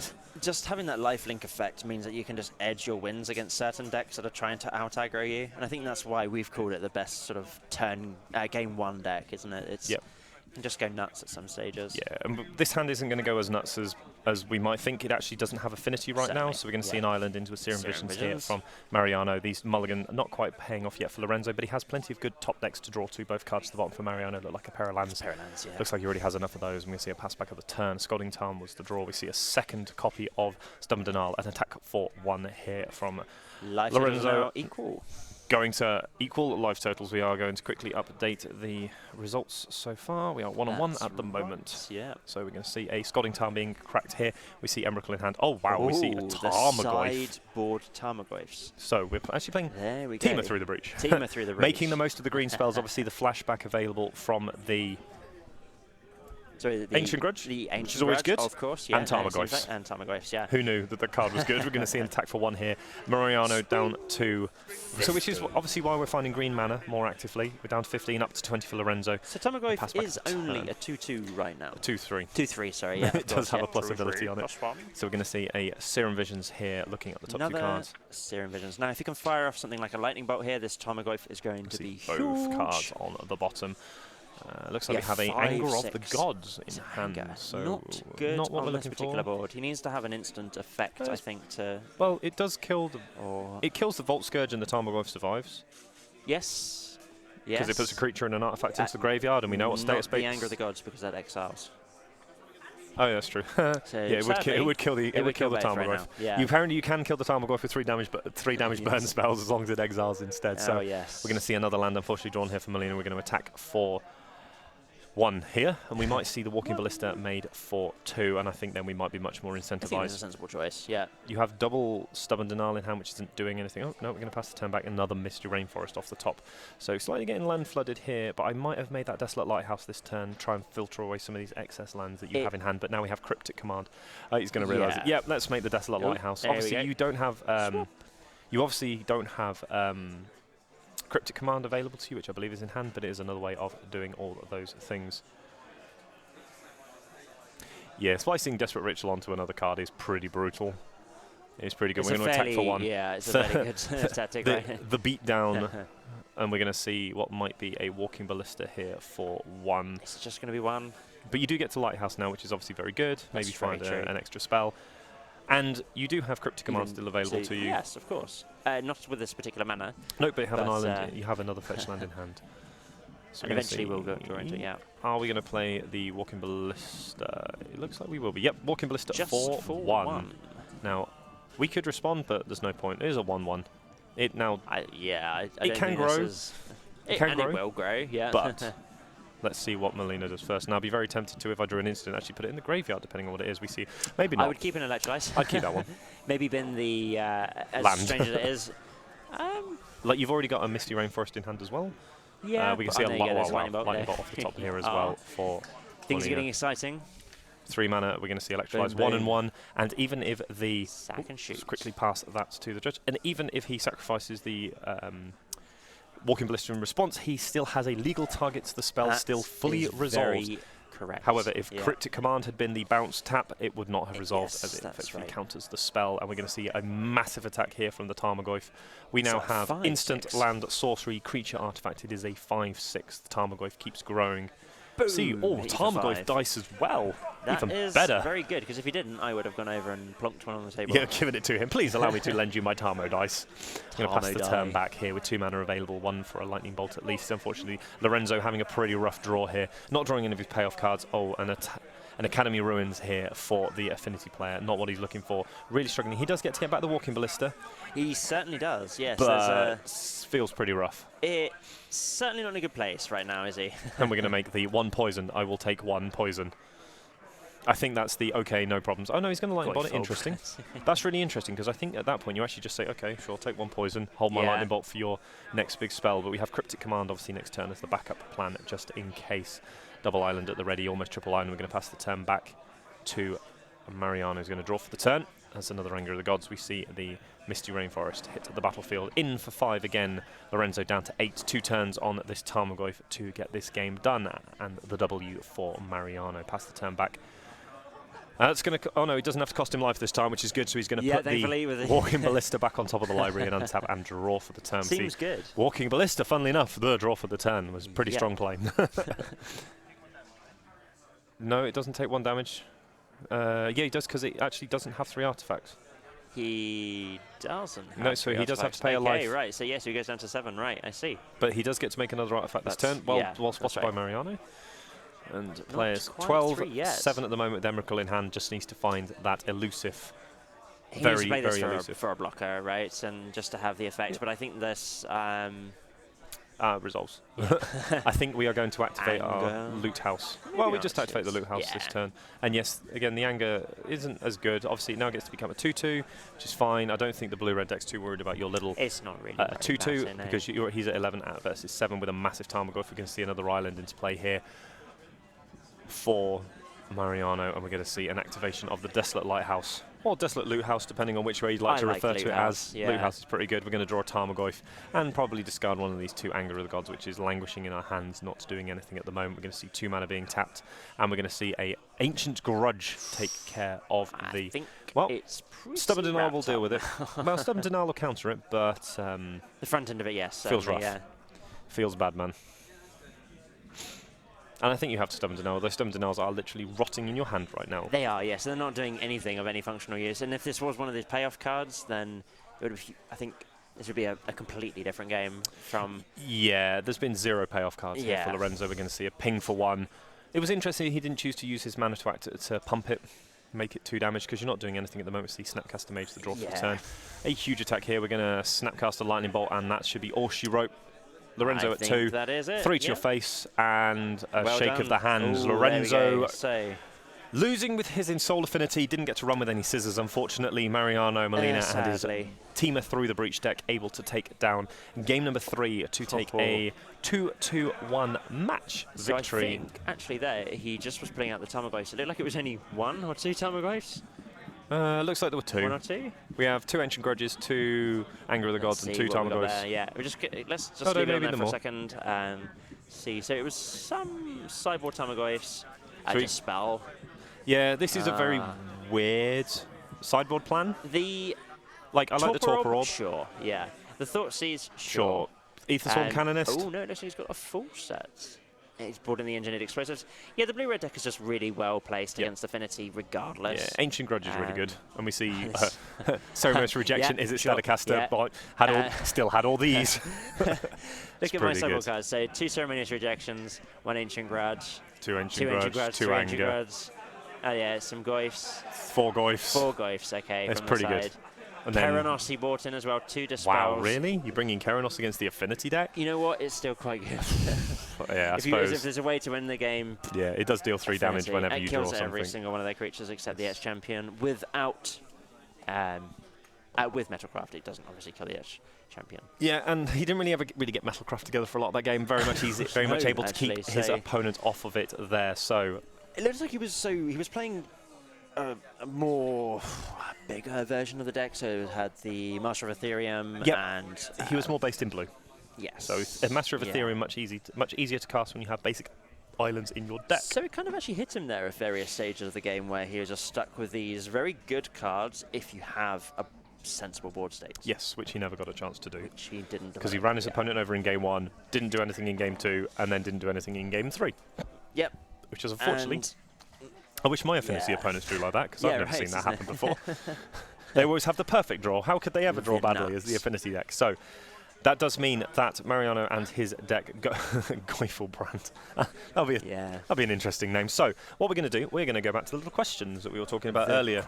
So we obviously spoke about Jerry T's opinion. Now I did agree with him. I thought it was going to be very much more turn 3 of the combo decks, trying to kill your opponent before pretty Valakut. Much. But what was the thing that you did notice? There was very few Valakut decks. It wasn't one of the popular 4 archetypes. The most popular 4 archetypes were humans, Tron.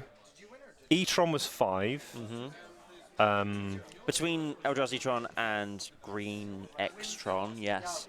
Well, no, because Eldrazi Tron was separated 10. as 5.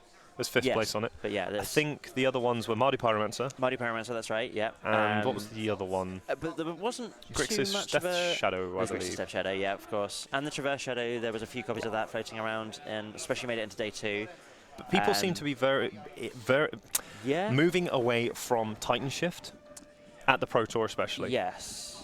As though they were worried that they wouldn't be able to do anything in those games. Titan Shift is a very, very poor Storm matchup. And I think they were scared of Storm just being so prevalent in this particular format, which is true. But Storm has its other bugbear. That was really unpopular as well. Like, that hardly turned up. Obviously, we're talking about this in Storm has a very, very, very bad humans matchup. Yes. It's almost unwinnable. I made a Meddling Mage in game 1 and the game ended. Yeah, pretty much, right? And it's got the Kitesail Freebooters. It has Thalia, yeah. 3 great cards. And 3 hate bears that are really good. Very fast clock as well. Mantis Rider does clock her opponents pretty well. Yeah, and I think like the Valakut has no real overlying complexity to it, which rewards very tight play. It is very linear, very uninteractive in game 1. Uninteractive and just quite easy to pilot. And I'm not saying that means that it's just a bad deck. It's a very, very good deck. But that ease of pilotingness means that anyone can sort of pick it up and just go, there's 18 damage on turn 4 or 5 or whatever. Yeah, and I think one of the things as well with this iteration of Titan Shift is, yes, it gets to 6 and 7 mana very quickly, but the Storm decks don't need the graveyard anymore. They can win very much without going through their graveyard, which does mean that your relics that you do have the 2 of in the main are less efficient against this version compared to the Pyromancer's Ascension version, which was much more reliant on its graveyard for its ability to go off with Storm. I saw some Valakut decks that were now playing with various amounts of white mana to have in the board Angel's Grace. Yeah. And some other effects just to win against those combo decks. You could I know that seems strange. You could just like play Eidolon of Rhetoric. You can maybe cast 1 spell a turn, but your spell's pretty good. Keeping your mana up, I think, was the issue, and the 1 mana sort of Angel's Grace. I know it just seemed particularly weird and bad against whatever, but normally you only need 1 turn to win against the Storm decks because they go, oh, I can't kill you because you've done this, right? And like the Storm has been very, very resilient so far, and this new version of it, I say new, it with Baral instead of the Pyromancer's Ascension. Instead of the Pyromancer's Ascension, and going with the gifts. Because now it's lost the Cataxian Probe from quite a few months ago now, but it's essentially still quite new, and it's taking over on Modern. It's the combo deck of choice. Yep. But it's still weak to a few decks. It's almost like it's 80-20 with its matchups. Like, do you have the interaction? Do you have like the Thoughtseize and the Inquisitions? Yes, okay, we lose this game. And if it goes... not necessarily, but it's harder to win. It means you can actually win. Yeah. Especially if it's backed up with huge Death Shadows. Yes, exactly. Or Tarmogoyfs. Or whatever, right? Grim Flayers, anything powerful, anything strong enough. Yeah. Historically, the Jund, the Green-Black X decks do very well against Storm because it's got the suitable removal, big threats, and the hand disruption. So it naturally does well against Tron. But on the flip Storm, side, not Tron. Sorry, against it's pretty bad against Tron. It's pretty bad against Tron. Yeah. There's 3 matches left on the round, so we are still going to take it into the booth for a little bit, and then once the judge needs to use a computer, we'll get kicked off again. Get kicked out. We'll be homeless temporarily for a little time. It's not too bad. Go and lie down for a bit. Go and recover. Sleep. But yeah, so you have this whole meander of decks that we saw turn up to the Pro Tour. Now, everyone was like, "Oh, Modern's terrible." The pros have for some, and I can kind of see where they're coming from, because people believe that Modern is this thing you can't break, so it's a bad tournament format. In fact, Modern's the complete opposite. By the end of the Pro Tour, the pros were raving about Modern, of course, especially compared to Standard. Well, the problem with Standard, and it will always be a problem with Standard, is there's such a limited card pool, and it rotates. It's not really the rotation that's... If you've got an abundance of money and money is not an issue, which... Play Legacy. Okay, sure. But the fact that you just will eventually know what the best deck is, or the best 3 decks are, right? So there's rock, paper, scissors, and it literally is almost 3 decks. Nearly every single Standard, there's 3 decks that are the best, and you play one of the 3 if you want to be competitive. Now, from a coverage standpoint, it's particularly boring after the first month for the Standard coverage, I would say. I will beg to differ with that one. Actually, formats... Well, if I'm watching, I agree. I find it fairly. When you coverage compared to, bearing in mind, coverage compared to viewing is very different. That's true. Coverage, you entertain yourself in essence. I mean, I've been through this all before. Like we went through this at the last Standard PPTQ, where we went through all the things about how Patrick Sullivan. You could tell he didn't enjoy a format because he sounded bored out of his skull. Yep. But and again, it's how you make it. No, but this was Modern Standard. That can be, sure. There's some matchups in Modern that you can just sit there and you go, this is going to be fairly uninteresting. They pay 1 lock piece and you're dead. Or kind of resolves turn 3, game. And at the same time, I mean, if you take the comparison to Standard, the last Standard format, I said that I would rather commentate the Mill Mirror than a lot of the Standard matchups that were played, because it would be more interesting. Because Team Energy was much more fun to commentate and play than it was. Was much more fun to commentate and watch than it was to play. Modern is a very different animal. All of the matchups are fun to play, no matter how bad they are, because you actually have a chance. Modern has this natural random effect, where you can just win because your opponent didn't draw their good cards. And I mean, I've played against opponents which I should never win the match, and they just never found their ensnaring bridge, and they're playing Lantern, and they died. They never found a word. They just died. And it, you just make enough threats, and they can't do anything about it. I think we've dodged around the Lantern subject as much as possible. We're going to dodge around it a little more, because I want to leave that for the between rounds 3 and 4, because I think that's going to be a big topic to talk about in the next round. What I am going to talk about before we do go off in a couple of minutes is the diversity of that top 8, because that was astonishing how that was. Individual decks, and I believe the 2 humans deck that made the top 8, one was playing with team. Vials. Nope, same they team. were both on. Oh yes, that's right. So they're both on the Collected Company version, Connected Connected Company. Connected Company not playing Collected Company in their humans deck. That was an innovation that other teams had come up with. So, in my understanding now of this humans deck, I think I prefer the Collected Company version. Okay. Even though the strength of the Aether Vial is fantastic and it gets around Blood Moons. Yep. They're playing 6 mana dorks, I think they were playing in that particular stage. Yeah, they had 2 Avacyn's Pilgrim and 4 Noble Hierarchs. They upped the number of dorks to be able to cast their spells. But it's such a better card in the late game to draw into your Collected Companies than it is to draw into an Aether Vial. Agreed. Now, yes, you can pump out more stuff early on, and that is generally what you want to do with humans. But having the more mana dorks means that your mana base is more consistent, and you don't get these weird places where you've drawn like a Seachrome Coast and you have a Plains or something, and you're stuck with trying to cast your mana dork on turn 1, which you can't. And they play like 4 fetch lands, right? They play the 4 Windswept Heath. They're 4 Windswept Heath. They actually play green mana as well. Yeah. They do have a basic forest because you need to be able to cast a collector company through a Blood Moon. Yeah, through a Blood Moon, yes. Now, Blood Moon obviously like wrecks that deck, but most Blood Moon decks don't have an immediate threat as such, right? There's not something that comes down turn 2 and for example, goes... the deck we just watched. Yes, yeah. So,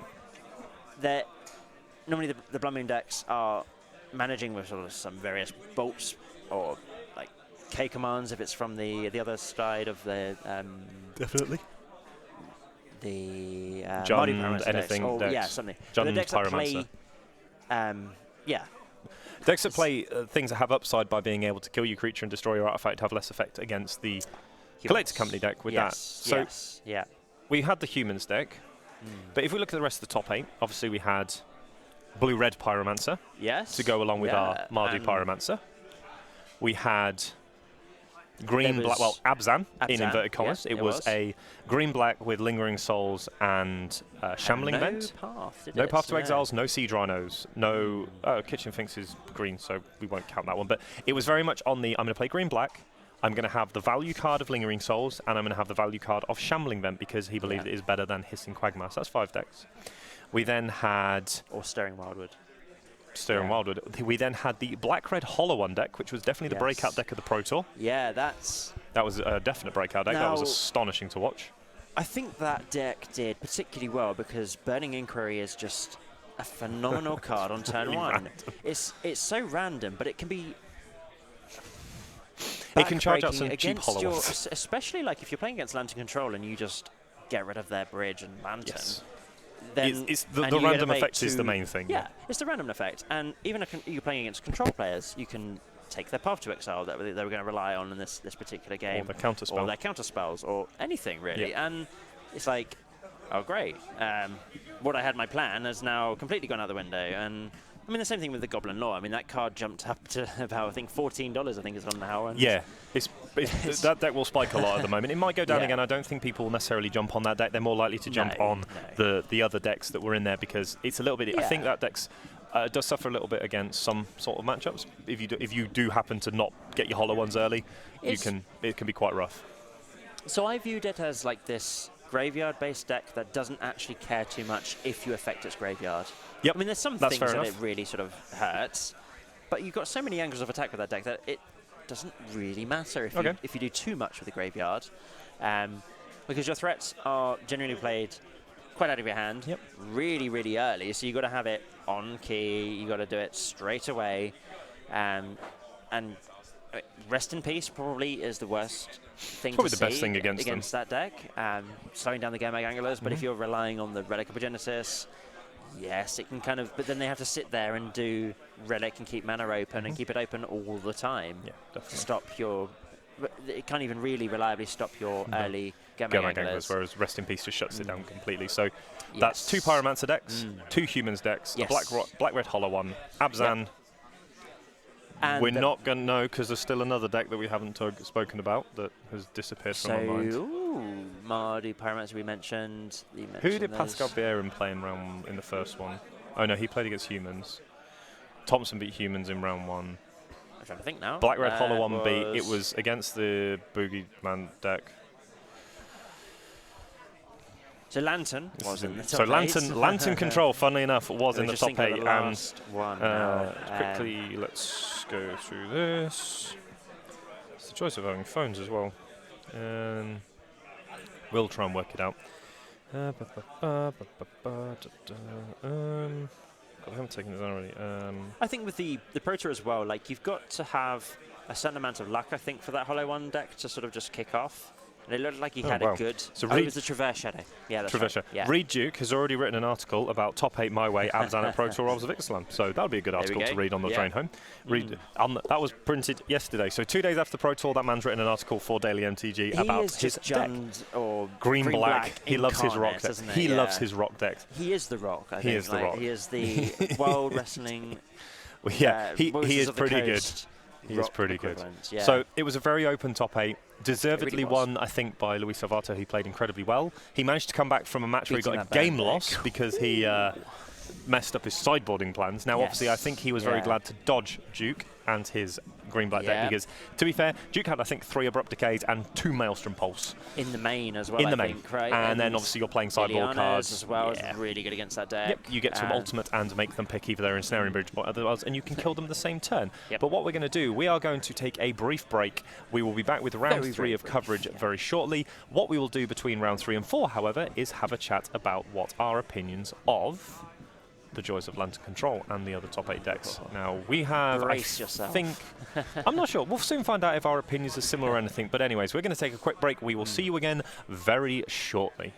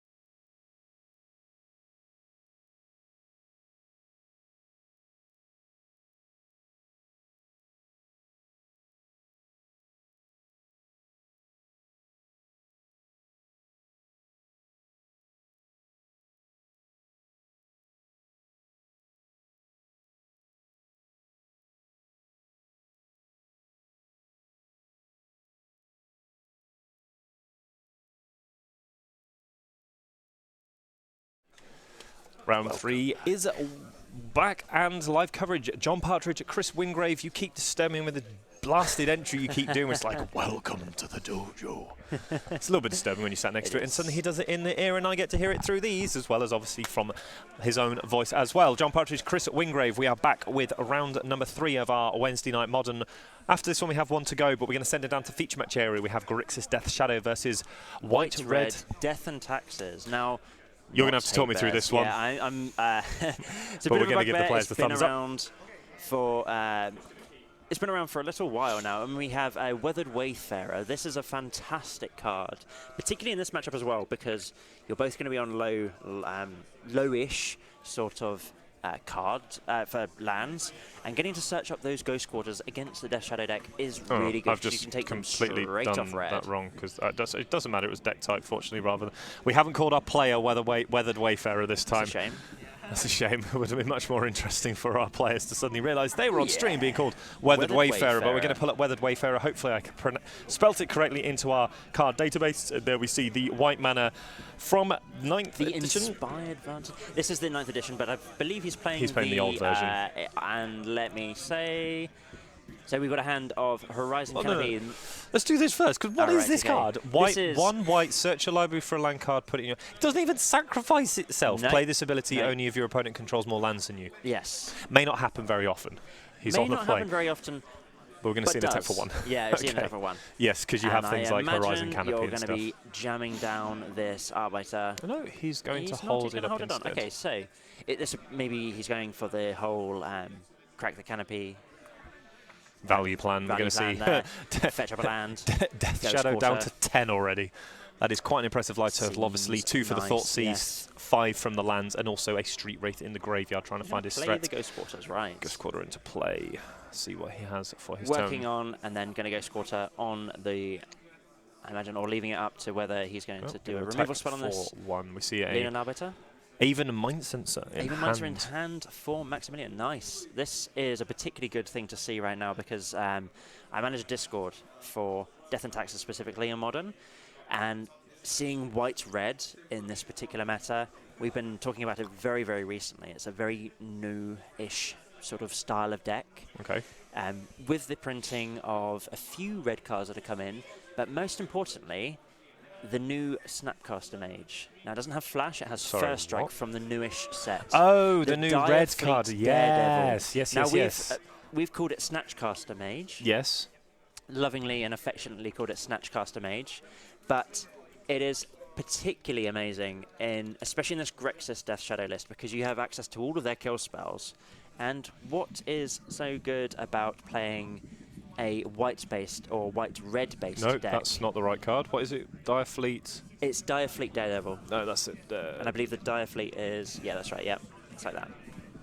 Dire Fleet Daredevil.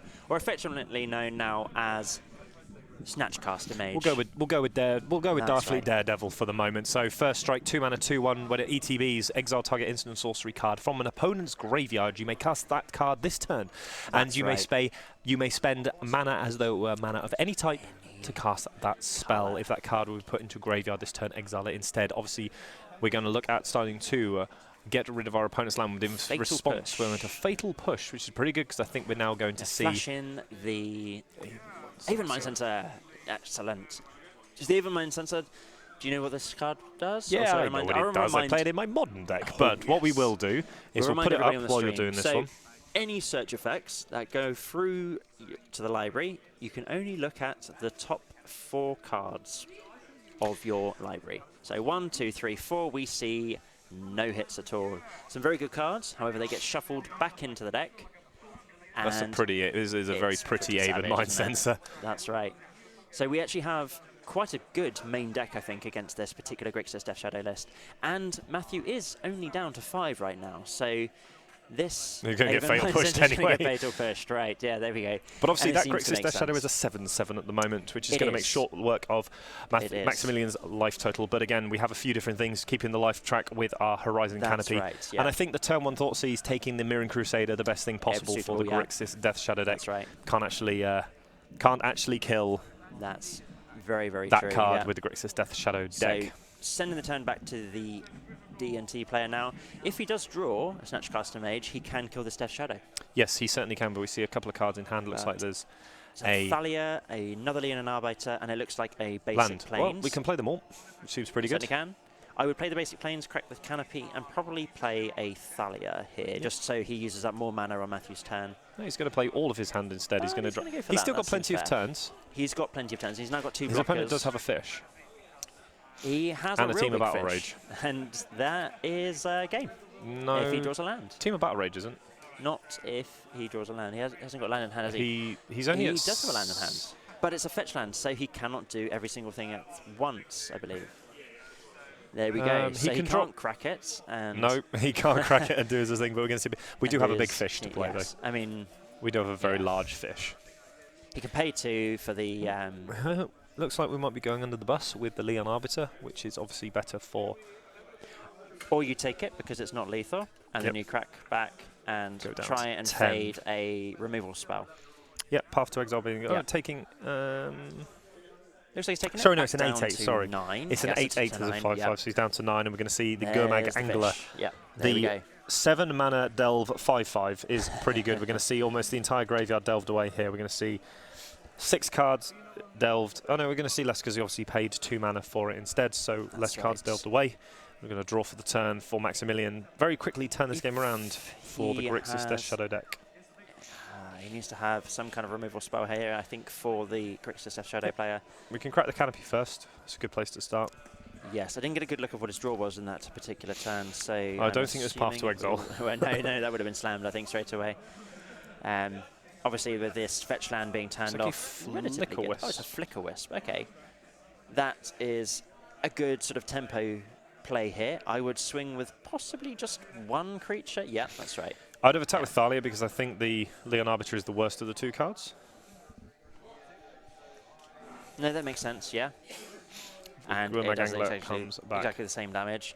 Yes, I think probably the better play would be to attack with the Thalia in Looks that like a sense. Stubborn Denial the draw for the turn 4. So that fades a removal spell.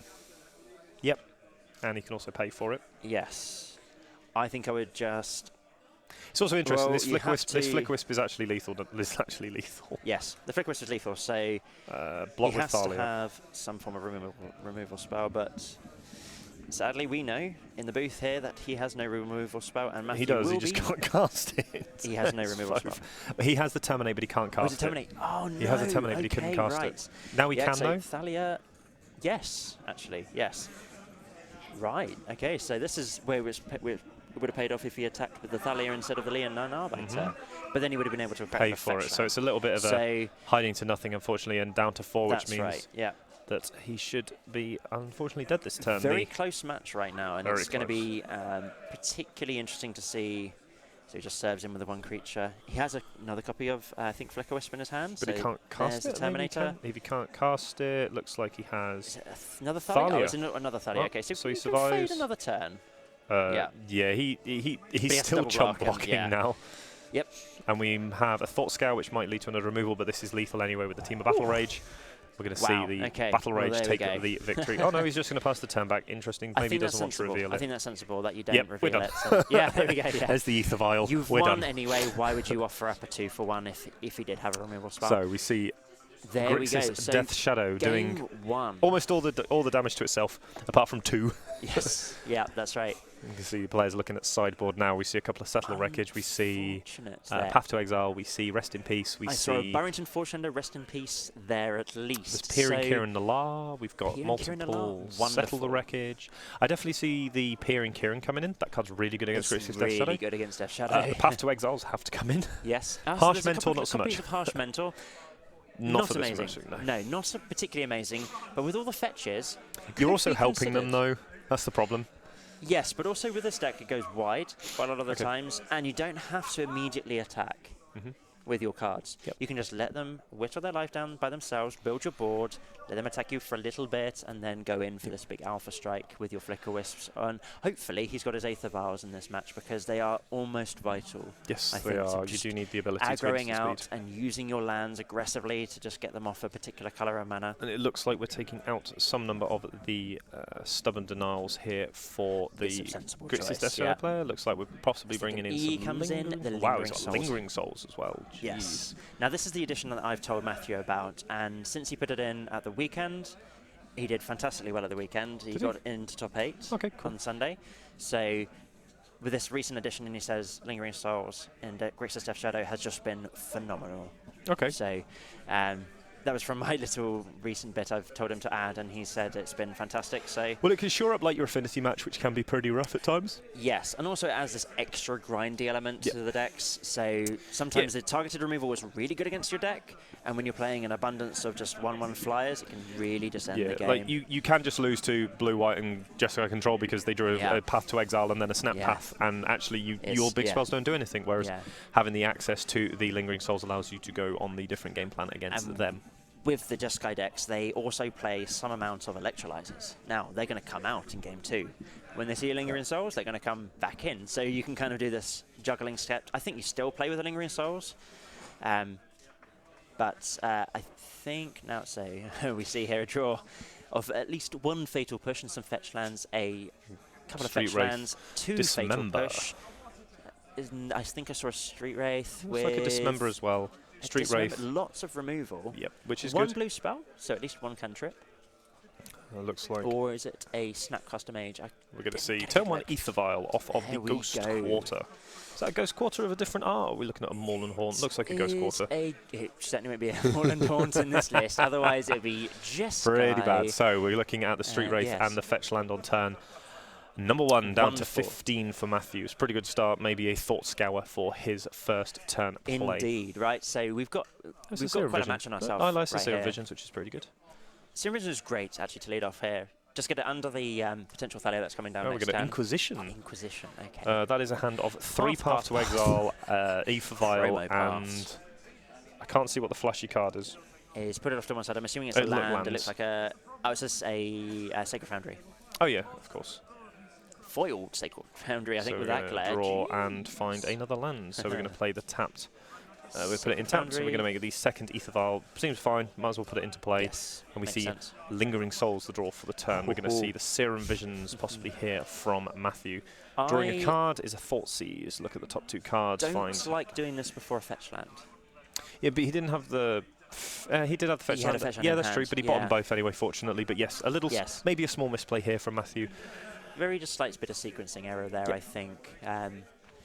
It kind of gives you a bit of this false use out of it, basically. So, and this I think is the second Thoughtseize or Inquisition coming to take out that second Path to Exile. He also has a Thoughtseize as well. Exile in hand. So yeah, but against Lingering Souls, Path isn't so good. Yeah. We're going to see double Watery Grave here for the player, and we're going to see that is a Igandro Castle. And that protects in legendary creatures. Legendary creatures, yes. For 2 damage.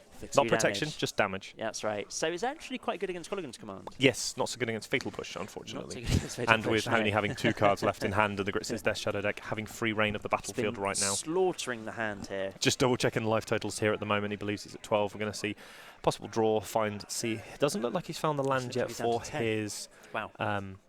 Doesn't look like he's found the land, but he does have a 3/3 Death Shadow, and it looks like possibly a Gurmag Angler as well, delving away his entire graveyard, possibly using the extra Street Wraith that he has, making his Shadow a 5/5 instead. But he's going to pass the turn back, having the ability. We're going to see.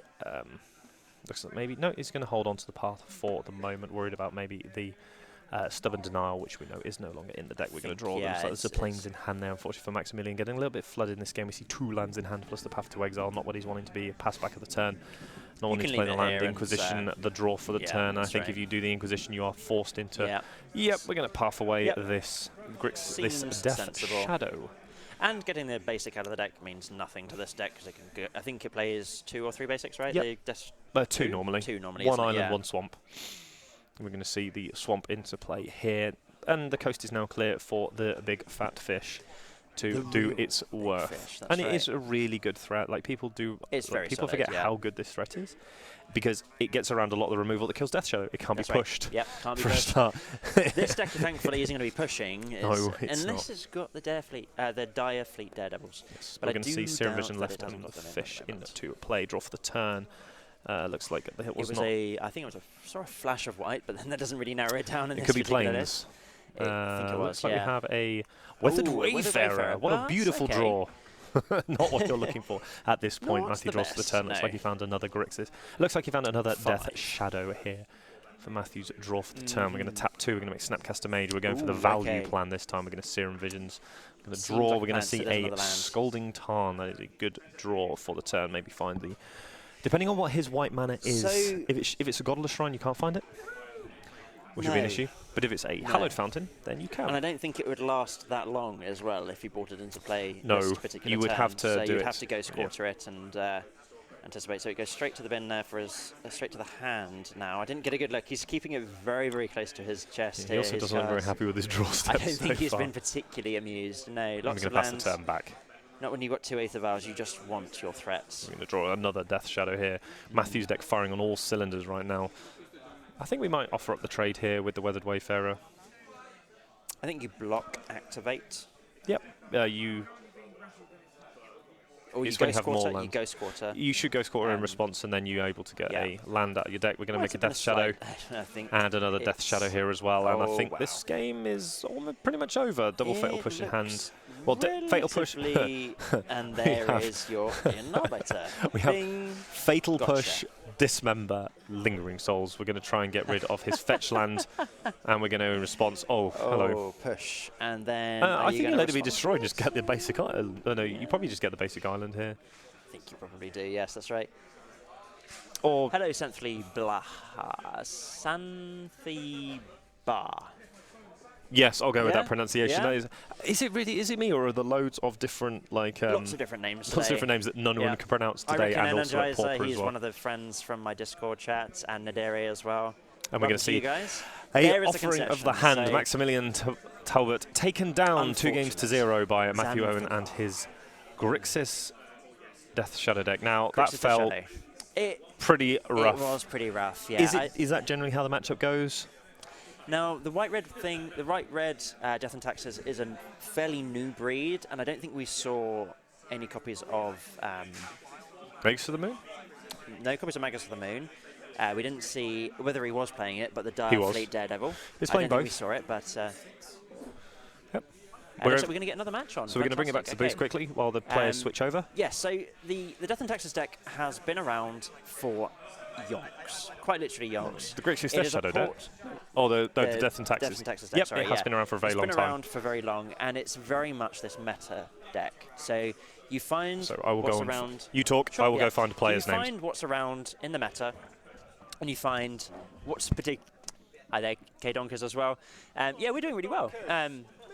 Mr. Donkers, screaming here from John. I think, the main reason for Magus of the Moon, the main reason for playing red, or the red splash, you see it very often with like the black-white Eldrazi and Taxes list, and they're playing it for Wasteland Strangler, Thought Not Seer, obviously, because it's got the Eldrazi, but the black thing is Wasteland Strangler. To some extent, you've got the Kitesail Freebooter that I've been playing with recently in the white-black Eldrazi and Taxes list. Lingering Souls, as well, as a reason to splash black. You have the Tidal Scholars, but with the red splash, I really like Dire Fleet Daredevil. I think it's going to be a great addition. You've got Pierre and Kieran Nalar.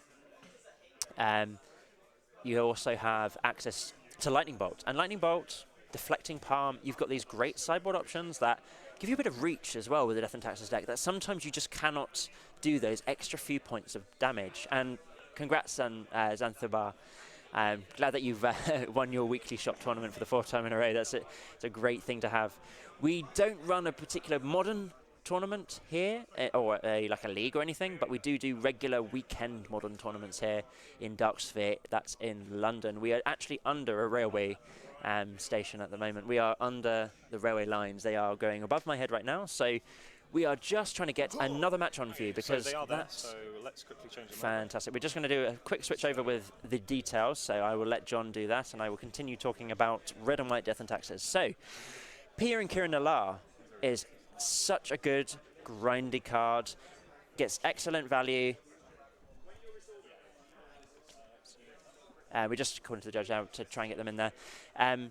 So our local meta is pretty diverse. We are in the centre of London. We have a regular. We've got about, I would say, 20 plus players again today, this week, on the Wednesday. If you come on a Friday, it's probably an upwards of about 30 people for Modern, 10 or so for Draft, 20 to Draft, depending on what sort of time it is in the Standard era, whether it's a new sort of fresh packs they kind of want to play quite a lot. Yep. But in general, we have such a good, diverse meta here in London. Yeah, we And do. It's amazing, really. I mean, we both play different decks in Modern. Yep. Very different decks in Modern. Very different decks. I own quite a lot of the generic sort of mid-rangey 3-shard colours, you know, the shards. Beautiful. So the beautiful shards. I've got access to Grixis, I've got access to Jund, Teema, but my pet deck at the moment is Teema. I love my Teema deck. It's just got such a different game. It's not a common deck, so you get that is true. You get to let your opponent enjoy a different style of Magic. Yep. So that's what I think. I'm doing this particular meta a favour of playing a deck that probably isn't the best, but I enjoy playing. And that's the great thing about Modern is you can play a deck, still do consistently well with your deck because you know it's your deck, you know the ins and outs of your deck and how it functions against other people. And that's the thing. I mean, I would say for my, if we use Legacy for playing it for many years, I'm a Legacy Scapeshift player. I played that deck as the control version through before Dig Through Time, through Dig Through Time, and post Dig Through Time. Also in the Titan Shift version as it is now. I have now switched away from. I have switched away from my most beloved Scapeshift card and instead moved on to Collected Company. That's right. And to be fair, I have been able to play with my first true love in my courses of Crucifix. Right. First true love of a card. The most me card possibly ever printed by Wizards of the Coast. Do love that card very much. But now we're going to go back to the feature match at hand. We have James. We're playing with? I did.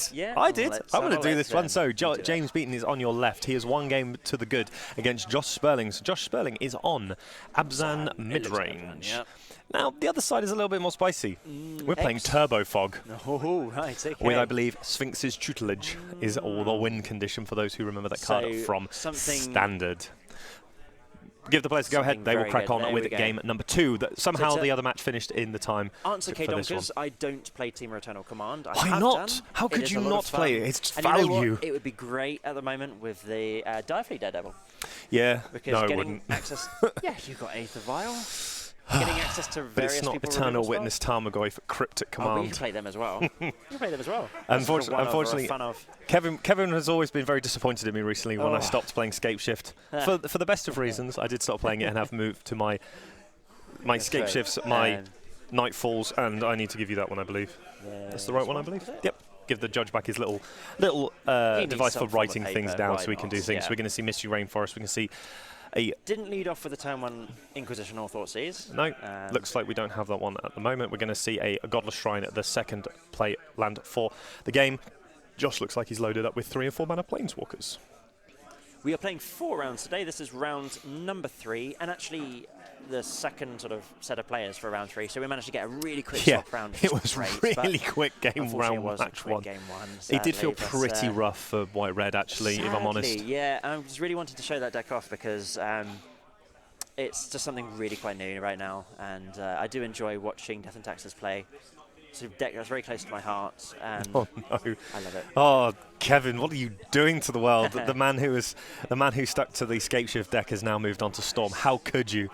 I suppose I did. I jumped ship. Yeah, I jumped ship. Everyone's allowed to jump ship at some point. I'm not a massive fan of the Titan Shift deck. I don't like the way it plays. I don't think it's as good as people think it is. I like the rug, the old school. Oh sort of rug control.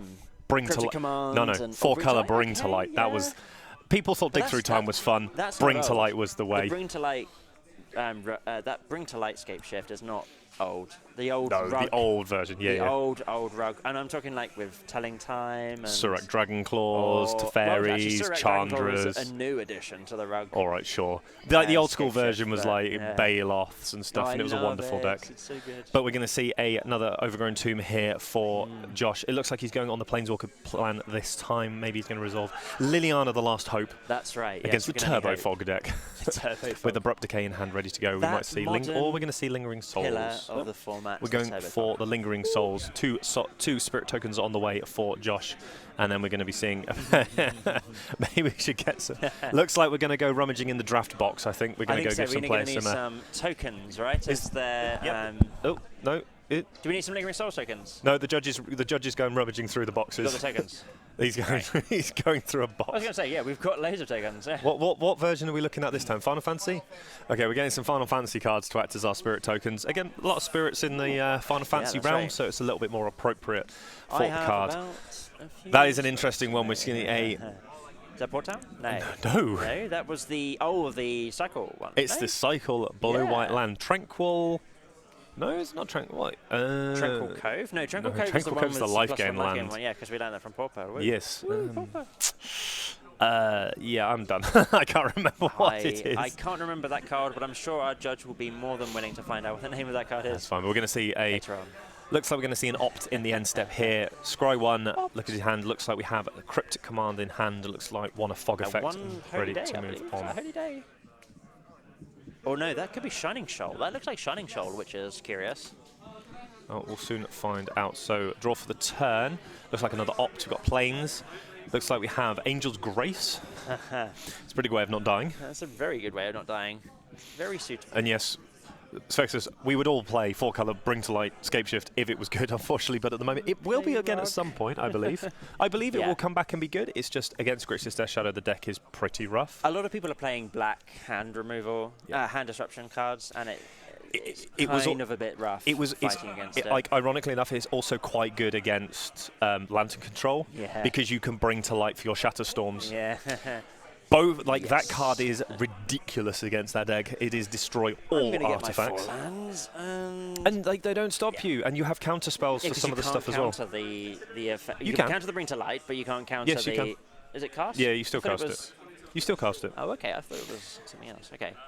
No, let's see Bring to Light. Let's get it there. I will. Don't change the name of the person to Bring to Light, otherwise they might get a bit upset. Yeah, when they go look later on, it's like, I'm not called this. Yes. So Bring to Light. Converge. Search your library for a creature, instant, or sorcery card with converted mana cost less than or equal to the number of colours of mana spent to cast Bring to Light. Right. Yeah, so you still cast it. Yeah. So interesting. So that could you also find Damnation. Yeah, sure. You get. Yeah, but it makes it for a 0. It makes Chalice for 0. No. Yes. It's still getting cast for its mana cost. No, it's not. Yes, there is no mana cost. Without paying its mana cost. Yeah, without paying as a cost, but it's still a CMC 5. No. No? Nope. Really not? Nope. Okay. It's not how it works, unfortunately. I'd have to slap Wizard of the Coast then, I think, because that's something that so they missed out because on. you just cast it. You fetch the card out with... So Converge is only relevant to Bring to Light. Right, not to the back, not to the other card you find. But then that's not true with cards like... yeah, it won't lose a CMC. I thought it was because like with you won't make Souls, it's still CMC 3 when you cast it the second time. Yeah, but you don't make Chalice of the Void for 2. You don't do that because it casts 5th. You don't pay its mana cost. You just make it makes something that doesn't do anything. I'm not so sure. I don't believe you make it as a thing because. But then otherwise, I mean, Shatterstorm you still have to get a Chalice on 4, which is hard enough. But yeah, I mean the difference is with Isochron Scepter. Wow. Woo! So the thing as well with Bring to Light is you fetch it because you attack, you do all the. You fetch the converted mana cost. You don't. So what did he name with the Isochron Scepter? I don't know what Isochron Scepter does. Isochron Scepter is you exile one of the cards from your hand with a CMC cost of 2 or less, and it's imprint. I believe it's an imprint, or you get to cast it again for 2 mana, basically. No, didn't spell it right. Yeah, it's got a funny spelling. Scepter. All we'll do is Scepter is Scepter. I'm going to go and find out how to... I'm just going to put this card back up because it's much more fun. Yeah. I'll go and find out what it is, how it is. There's the Dawn Charm. Dawn Charm coming out there from James Beaton against Josh Sperling. I think... Have I got muted? I might have got muted. Let's see. We're going to talk very quietly now. No, we're not. Right, let's see. Back in there we have... Wow. Okay. That is a Faith... Faith's something. Oh, no. I'm going to get... I play this deck on my little modern soldiers deck. And it's got the Fateful Hour. It was from the Innistrad standard, like, humans deck that was played back then. Let's see. I'll try and learn how to spell it this time. So, it is more... It's more Isocron. Isocron, okay. The Linguist has come out. Isocron Scepter imprint. It is imprint, yeah. It is imprinted a Remand. Remand, okay. Seems good when you can remand each turn. Yep. And draw a card. Not so good against Abrupt Decay, which is like, uncountable. Wait for the tap. Don't tap, I'm thinking. Now, obviously, with Cryptic Command coming here, it does mean that he has a time to resolve his other spells. He's going to tap the team and draw a card, I imagine. Yep. Pretty good fog effect. The team. Wow. From this... oh, excuse me. So, James is down to 10, but with all the Dawn Charm effects and the fog effects in general... We've actually found a way of answering our little Chalice of the Void question, Bring to Light. Oh, yes. Just ask a judge. Yeah, right. Yeah, just ask a judge. We'll ask a judge at the end of this what he thinks the answer is. A lot more magic related than we are. I've never actually played Chalice in my sideboard either. Shatterstorm, yes. None of the other ones. Yeah. Because they're not as fun as Surak Dragonclawing people. Lingering Souls. And he has a Tireless Tracker on the board now, so that's going to gain some insanely large amount of value there. And that might be a way that he keeps up with all of these other spells. So with Bring to Light, we shall find out very shortly. If you're casting Bring to Light, here's a go. Yeah, right, okay, so... right. Judge, Bring to Light. The CMC of the Bring to Light targeted shooter spell. Let's bring it up on here for the judge. So... we're actually going to be more specific over this one, Judge.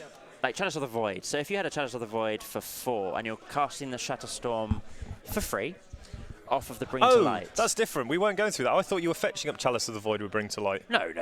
Oh, no, it still has CMC of what the spell is. So if you had a Chalice for 4, it counts as the Shatterstorm. Okay, never mind then. I thought we were going for what the Chalice was found for. No, we're not going to bring in that Chalice. You can't actually, can you? Maybe be more precise. Yeah. You made me think you were asking a different question. You can't bring to light a Chalice anyway. No, I know you can't. Cause it's not a fact.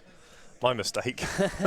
It's fine. We answered our own question. Mind. Great job. Yeah. Yes, it is still its CMC on the stack. Yeah, exactly, right? You can fetch a Walking Ballista. You can fetch a Walking Ballista for 0 and die. Same with the Hangerback Walker. Pretty rough. Probably play Hangerback Walker with the Rugscape deck. It's such a great value. No, Chandra Peoples. Much more fun. We're going to see the Tireless Tracker here, ticking up, finding some clues here for Josh's deck. A big attack here. I like casting Remand. Yeah, Remand's pretty good. So when the Icecrown Scepter was first printed, I believe it was in the same rotation as Lightning Helix? We see a Liliana of the Veil, the draw for the turn. We're going to attack here. Looks like we may have a Angel's Grace. Ooh. Down to 1. Down to 1. Angel's Grace for those at home. We will pull it up on the stream. Nice card. The thing is, he's still at 1. Obviously, the Icecrown Scepter going to do its thing. He can remand something, the next play probably, but it's going to be the Liliana, I imagine. Oh, no, he's already remanded the Liliana. Okay, right, so Angel's Grace, split second, so you can't put anything on the stack. Right, You can't lose the game. He also doesn't have any mana to cast it. He only has 5 lands in play. You can't lose the game this turn. Your opponent can't win the game this turn. Until end of turn, damage that would reduce your life total to less than 1 reduces you to 1 instead. Second Icecrown Scepter with another remand seems... That seems... pretty bad? Fairly... Oh, he's going to remand the Icecrown Scepter. Oh, cool. Okay, interesting. Right, fair enough, just to sort of get that value. We have a Leyline of Sanctity in hand as well. Yeah, seems a bit late to the party now, unfortunately. But he does have the remand available. Unfortunately, he may just be dead this turn. He might just be dead. Yeah, he's dead this turn. Yeah, okay. Play this. Right, cool. Show you these things, get rid of your graveyard, concede the game, and we go to 1-1. The Abzan player equaling the match score. 1 for 1. So Abzan's got these sort of hand disruption elements of the cards. And Abrupt Decay. Abrupt Decay seems pretty good against the deck that's playing a lot of Isocron Scepters, yes. But it's not something that you really want to have in your hand. If they don't, then start playing the Isocron Scepters. But it's a good catch-all card. I think, Abrupt Decay is just great. Maelstrom Pulse is also great. Really good. because that gets rid of the ley lines, which I imagine he's still going to keep in. Now, do we know that Josh knows that he's playing ley lines? And I imagine from the sideboard, or maybe it is in the main. Who knows? Maybe you saw it game one. You could imagine that your opponent does have them in there. Like your discard is still incredibly. Access to it. Yeah, exactly. Your discard is still really good against them. Yeah. Just not if they resolve it. And Abzan plays around 6 or so. You're going to board out hand disruption spells. Plays Liliana, but it does get around the Liliana discard effect. It does. You are going to just not the targeted. Yeah. Discard effects. You still discard a card. You just don't. Do you still discard a card? So it's each player discards a card. Oh, with Liliana, yeah. You can't sacrifice a creature. No, you can't sacrifice a creature, and you can't ultimate as well. Yes. With Liliana, you can't do the. Well, you can do the ultimate. You just have to target yourself, which just doesn't end up quite as going as well. It is pretty rough for you if you're doing that one as well. So you're going to see the players. Quick shuffle up before game number 3. Playing at a reasonable speed today is 9:30. We are almost at the end of round number 3. It's pretty good. 14 minutes left on the round. Should be able to catch the normal train home tonight. And I'm fairly hungry. I'm feeling quite hungry as well. A bit of hunger right now. Ich habe Hunger. Muss essen. I'm just hungry. Yeah. I'm not even borrowing than other languages. I'm just hungry. Yeah. Muy ambroso. Or ambros. I don't know. I'm not sure what it is in Spanish. I've forgotten. No. Right, so we are just now shuffling up for the a little bit of German, a little bit of German. I like how in German it's I have hunger. That's essentially what the direct translation is. I think it's quite endearing. It's a nice way of saying I'm hungry. Yes, definitely. We are going to move then to game number 3 here with James Beaton on his Turbo Fog deck against Josh Budding's Abzan mid-range pile of good stuff. Just the general green-black pile plus, I imagine Souls. Is he playing the Rhino? Did you get a good look? No? No Rhino? Definitely Souls. I don't think so. It looks fairly similar to like Reduke's list. I love Rhino. It is very good indeed. So cool. The card itself, I remember playing this weird mix of a 4-color Rhino deck, which was missing the blue, and I had Traverse the Ovenwald back before it was cool, nice. When it was first printed, because I saw an opening for playing Colligan's Command with Rhino, so you've got this sort of chaining back your Rhinos if they manage to kill him, and then throwing them in. And yes, Traverse was always good when you were able to fetch up any creature card you wanted. Yes, if you had Delirium, obviously it was Delirium. It was a basic land until you had Delirium. After Delirium, it was any land and any creature. Yeah, it's pretty good when you're able to fetch up any land. It's quite nice. And once you got to like 5 mana, your Traverses was just fetching Rhino, play Rhino, hit them for 3, drain for 3. Yep, hopefully drew another Traverse, found another Rhino. Yeah.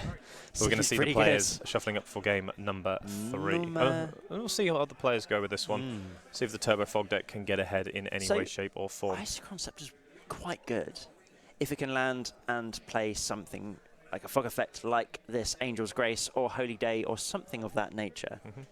Looks like a pretty rough hand here for... It looks like he does actually have Siege Rhino. It looks like there's one in his hand. Oh, okay, right. So we might see Siege Daddy coming down. Yep, but it looks like we have it's Collective Brutality. We have Grimflayer as well. I think we have the lot. I think we have the selection. Oh, yes, yeah. But he's going to mulligan it because he can't actually play the Grimflayer on turn 2. That basic plane's really sort of choking up the land base there. Definitely. Unfortunately, it's not something that you need in your list for the Abzan deck, but... Definitely going to go and have a quick look and see what is in the hands of our other player. Let's go and have a look. So he's going to go off there and... Yes. Let's see what exactly is in James's hand there. We can get a good look at it. It looks like he's going to go and tweet that he's playing his Turbo Fog deck, I imagine, or something, or he's going to paste on Facebook. It looks like he's pasting on Facebook. Right. So somebody can send him some dirty messages that he's playing some Turbo Fog deck. Oh, right. But it is great to see that this format, so far, if you've been watching the stream, welcome in. And we've got 6 completely different decks so far. Oh, actually, 8 different decks. Even though we are on round 3, we've got these other 2 people playing in now for round number 3, this second pair. They are shuffling up, moving into game 3 of round 3. And we shall see exactly what is in the hand now. It looks like he's got an Arid Messer, some amount of cantrips there, I believe. I can see. Can't get quite the best look at his hand. Looks like there's a basic island, and it looks like a Remand in his hand as well. So, we have, I think that was a Judge Promo Vendilion Click It looks like a Judge Promo Vendilion Click. I'm not entirely sure whether it is, but I think that's probably my favorite Vendilion Click art of. It's a very nice looking card. So there we can see a few remands. There's the Icicon Scepters in the deck, and he's going to fetch up a Hallowed Fountain for that turn untapped. Is he casting a spell? We'll see exactly what he's doing with this card right now. So we're just going to see he's shuffling up his deck. Oh, he's got to be a bit curious about what the player is doing when he's looking at his looking down at the deck. But he is sufficiently shuffling and placing it there to cut for Josh Sperling now. Abzan leading off as well with no particular hand disruption on turn 1. Let's see if there's going to be a hand disruption spell on turn 2, but I think he's just going to go straight into some 2... Ooh, it looks like he's... Oh, he's got the Grim Flayer. Okay, so he can play the Grim Flayer on turn 2. That seems like a good, suitable start. Easily triggering its own Delirium as well with the Grim Flayer with its trigger, if it manages to deal the damage. So Icicon Scepter immediately in, and he's going to put out the Remand there in the deck for the Icicon Scepter.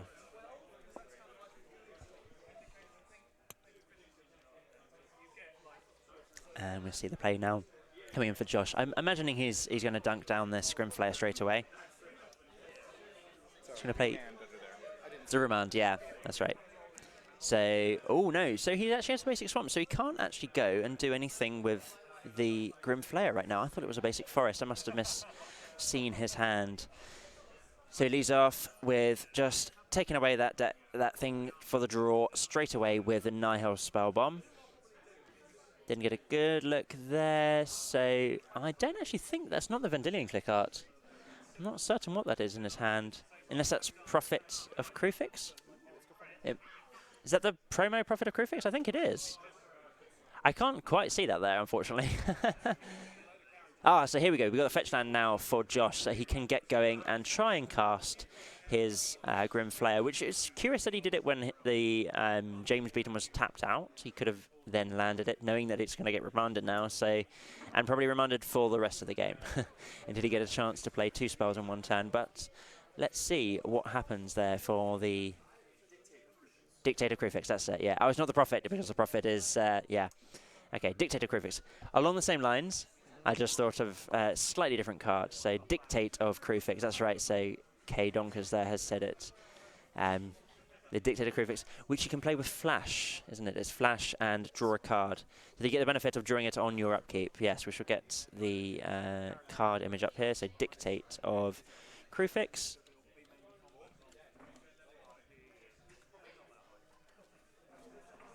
Let's have a look for it on the screen now. Let's see if it finds it. Dun, dun, dun. Maybe not. I might have misspelled it.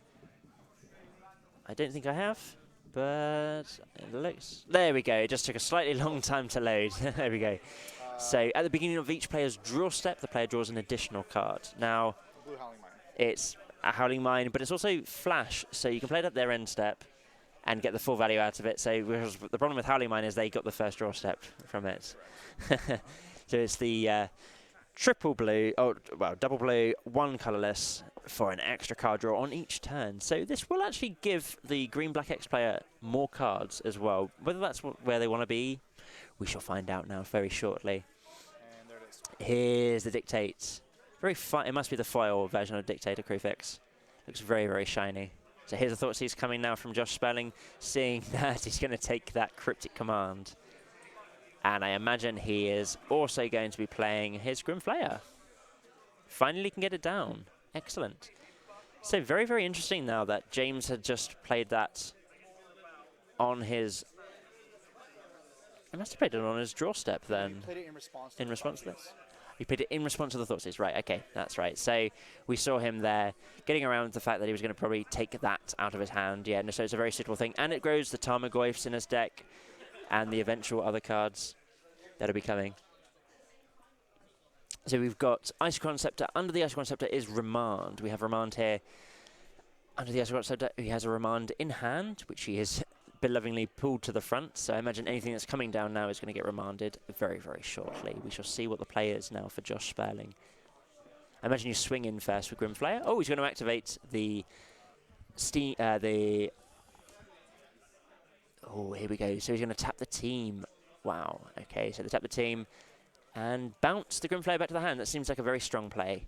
So he can remand it on the way back down. And the Shambling Vents goes back to being a non-creature. Just the land. Plays a land for the turn now for James Beaton. And pass straight back to Josh Sperling. So let's see. These creature lands are going to be very good at getting under the remands here in the hand for James Beaton. So I imagine he just fires up the Shambling Vents again and swings in for 2. But we shall see. I imagine he plays a land for the turn. There we go. Let's see. His play will be very shortly. We only have 5 minutes left on the round as well. So we shall be very curious to see if they go to time. I imagine they will do, because it's going to be quite a long and drawn-out game here for the Turbo Fog deck. And they are 1-1 apiece, so they will be ending up on a draw. We shall see if... I say that a lot, actually. I wonder if there's going to be a play here now for Josh Sperling here. Some kind of effect of beating up on... There we go. Yeah, so animates the Shambling Vents and moves in for an attack. He gets to attack. He goes down by 2 and gains 2. So 4-point life swing here. And we're joined now by a lovely judge for this evening. My name's Danny, by the way. Is this mic on? I don't think that mic's on. Here we go. Am I on now? Sounds like it. So this is Danny. He is our lovely judge for this evening. He's going to be joining us very shortly, just because John has gone off to do something. I think he's taking a phone call. Yep. And a phone call. Here we go. So just to clarify, there's this match has 4 extra minutes for time extension. There we go. Good so to know. they have about, I'd say, 7 minutes then, more or less, to play for trying to get that last victory. And he's going to put a Dawn Charm under the Isochron Scepter. Wow. Okay, so this is very much in the hands now of James Beaton. Did we find out what his win con was? Did we see anything in game 1 what his win con was? No, I was not watching this match in particular. So right, okay. We are so yet it's going to be very this. tough. The good news is both players get to draw lots of cards, so we get to see more cards too. Yes. That's it. Yeah, I agree with Sergeant Invincible. This is a very, very spicy deck. The Turbo Fog deck, the blue-white Turbo Fog deck. I'm not sure exactly what James Beaton's land there is in the middle, but I know it was the Cycle blue-white land from the newest set. Irrigated farmland, I believe is what it is. Irrigated farmland. Thank you very much there, Daniel. That was fantastic. We were trying to find out what it was in the booth. So he's got Dawn Charm. Essentially, this is a lock now because he's got a Remand, he's got a Dawn Charm. He can do enough effects. He needs to have 2 or 3 chances of Abrupt Decaying it. True. Luckily, you can Abrupt Decay it through. That's a nice part about Abrupt Decay. Yeah. It's a format-defining card in a lot of ways. However, any other effects? There's a Pithing Needle. That's a particularly good answer, but I imagine it's going to get remanded maybe more than once. That is a reasonable guess. If I recall, I was watching earlier today. There was somebody with Sphinx's Tutelage in their deck. I think this is this deck. So this is the Sphinx's Tutelage deck. Okay, yes, cool. So okay, good. So it'll be milling, and yeah. Yeah. Abrupt Decay, a very, very good answer once you've got Remand under this particular Isochron Scepter. So he's going to opt here in response to the Remand to see if he's got any way of stopping this effect. So he's going to Remand just for the card draw. It doesn't go back to his hand, and it doesn't kill the... All right, let's go judge fix is that. going to go and stop that, because Abrupt Decay has this very good line of text saying cannot be countered. So let's just bring up Abrupt Decay. It's one of those weird cards that was made exclusively for getting around effects like it was for Counterbalance. That's it. It gets around Counterbalance very, very well. It gets around all of the removal spells. The green-black decks had quite a hard time against this in the Eternal formats of destroying certain things in the deck. So Abrupt Decay was created purely for that reason in the Return to Ravnica set. So with a lot of other things.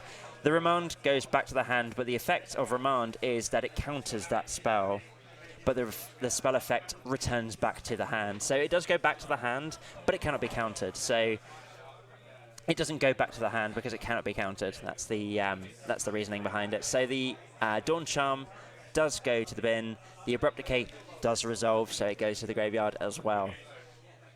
So we're just sorting that up now. Quite a strange interaction with Abrupt Decay and Remand here. Remand and Abrupt Decay kind of doesn't really play into each other. Yes, you get to draw a card, but it doesn't get put back to the opponent's hand and counter the effect of that particular turn. So here we see a nice Grim Flayer actually coming down Didn't get a good look, and he stacked up his graveyard. No! Shake your fists. Shake your fist there in the chat. Want to see some shaky fists?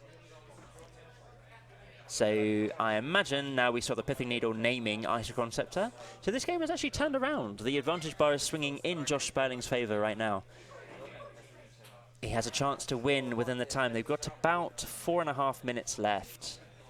And we're going to have a win con out of the James Beaton's deck, unfortunately. Now this Turbo Fog deck needs to try and stop this Grim Flayer from ending their reality as it's known.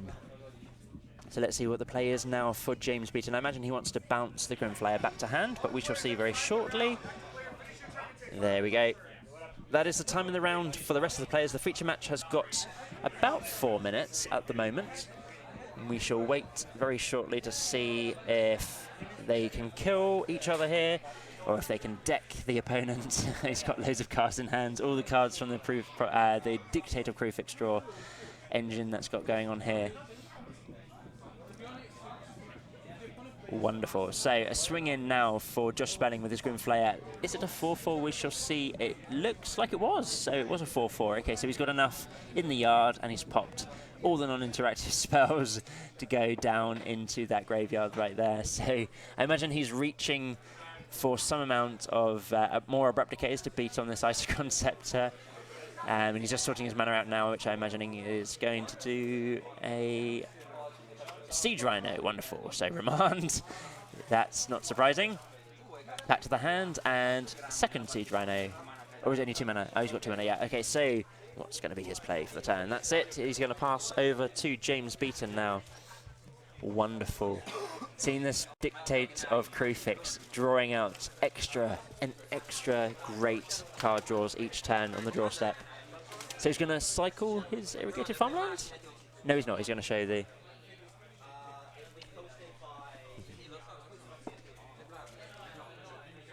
Let's see, we're going to have the play for James. He's going to pass it straight back to Josh Sperling here now.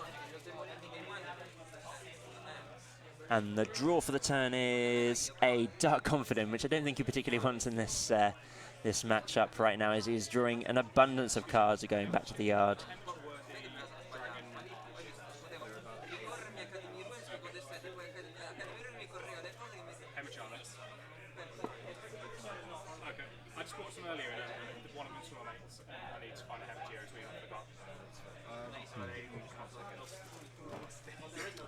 Wonderful, right, so we're just sort of sorting out things here. If you spill Carpy Clean on the floor, what would you clean it up with? Probably Lantern Control decks. I think they're quite absorbent and full of hate, so they tend to get quite a lot of the spillage on the floor up, yeah. And you'd have to obviously unsleeve them. No, I'm only joking. Right, let's see, another Pithing Needle here now, which I imagine is going to get remanded. There we go, straight back to the hand. Thank you very much. Draw a card. Is there any other effect? We shall see. So you've got about a couple of minutes left here now for the last remaining feature match area. He's discarding his land here. Ooh, and another Liliana of the Veil goes into the graveyard. And he's going to cycle that Irrigated Farmland. And the draw for the turn. Draw for the Dictate. Looks like another Leyline, Dawn Charm, and an Angel's Grace. So I believe this is going to go to time, and we're going to be seeing a draw. I can't imagine James getting out of this and decking his opponent in the turns, but we shall see if Josh can get through and push through that extra bit of damage. He might be able to. You just don't know. He's got 30 seconds left remaining on the round for this particular guy. Here, let's see. He's Abrupt Decay, so he's managed to draw into his other Abrupt Decay. He's going to Cryptic Command to bounce the Icicron Scepter back to his hand. And I imagine replaying the Icicron Scepter, getting that full value out of his hand right there. So I imagine he's going to put either a Dawn Charm on there next turn. We shall see. Let's see what the player is. He's going to have to go and hurry up. 4 minutes, that is the time on the round now for the feature match area. So I'm just going to notify the judge that that is time on the round.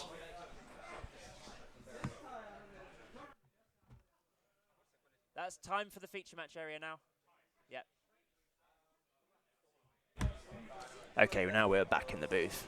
Excuse me for that, and we are going to go 2 turns now for the Turbo Fog deck against the Abzan mid-range list. Let's see what we got now for the plays coming up in the next few turns. So this is turns now. He swings in with his Grimflayer, which is now a 4/4. He's got his Delirium. He's going to cast the Lingering Souls for the turn, and I imagine passing it back to James Beaton here now.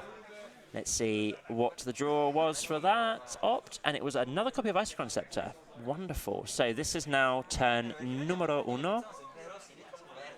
Nummer 1.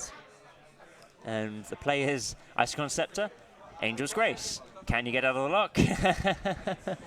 Can he draw another Abrupt Decay? That is the question. Nope. Okay, so they're just going to shake hands, and that is now the end of the game. That is a draw, unfortunately, for for these people here.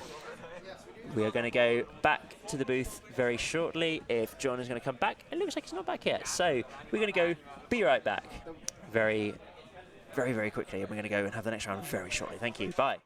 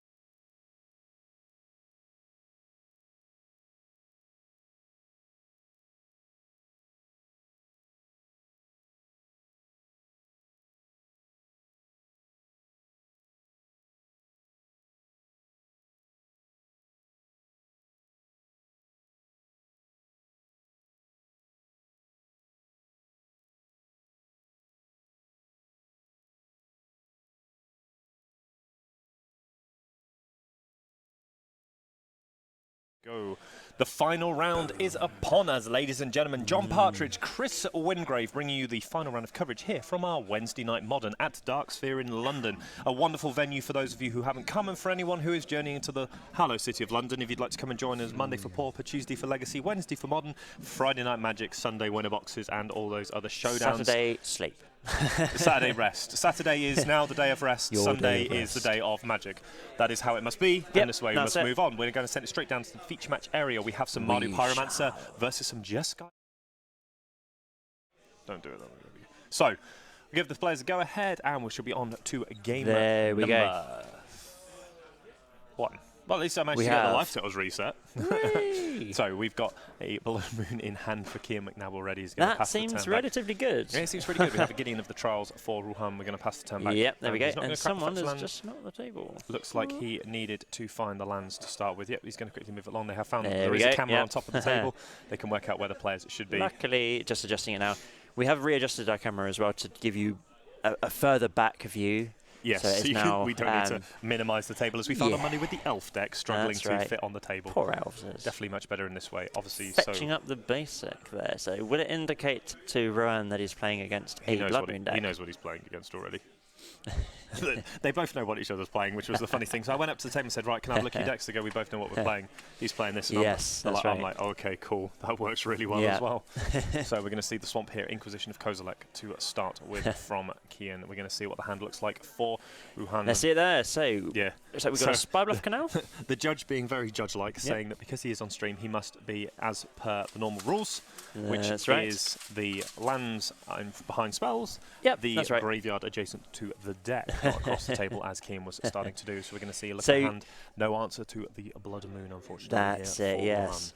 The reason we didn't get Smith on camera was he played against someone who'd already Matthew. Been on camera. When who's already been on camera, and we hadn't seen these two players at the moment, unfortunately. They're for Team B official. We won't disappoint you. If they do end up playing a slightly longer game, maybe we can squeeze them in, but we shall see. Now, it's the Grixis Death Shadow against a Lantern Control. Yeah, so Smith is on Lantern Control. Yeah, maybe. So hopefully we should. Team B official. We're watching from Italy, and we want someone who knows how a real pizza looks like. Now, what do you define as a real pizza? Is it flat bake, stone bake? Is it classic? Is it stuffed crust? Is it stuffed crust removed sections where you can take off the little bits and pieces? I lived in quite close to Genoa in Italy for a few summers, and I was a lifeguard out there for a few summers. Fair enough. Absolutely wonderful place in the Ligurian coast. Wonderful area to be in. Very hot. Here we see a Logic Knot against the So it looks like there was no second land initially for Kian, but now he's found the mountain. There we go. Yes, he's found the mountain.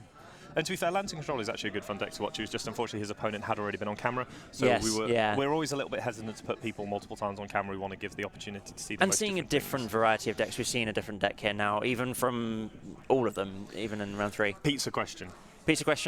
Now, what do the Italians say, and what do you say? Oh, it's thin crust. It's the proper, official, original. Still the best. I would agree. I would agree. When I was out there, they have the best pizzas, of course, because that's where it's originated from. Pastas, now, all of that is good. And then a pasta turn here again. I'm a bit partial when I'm drunk to ordering a Domino's.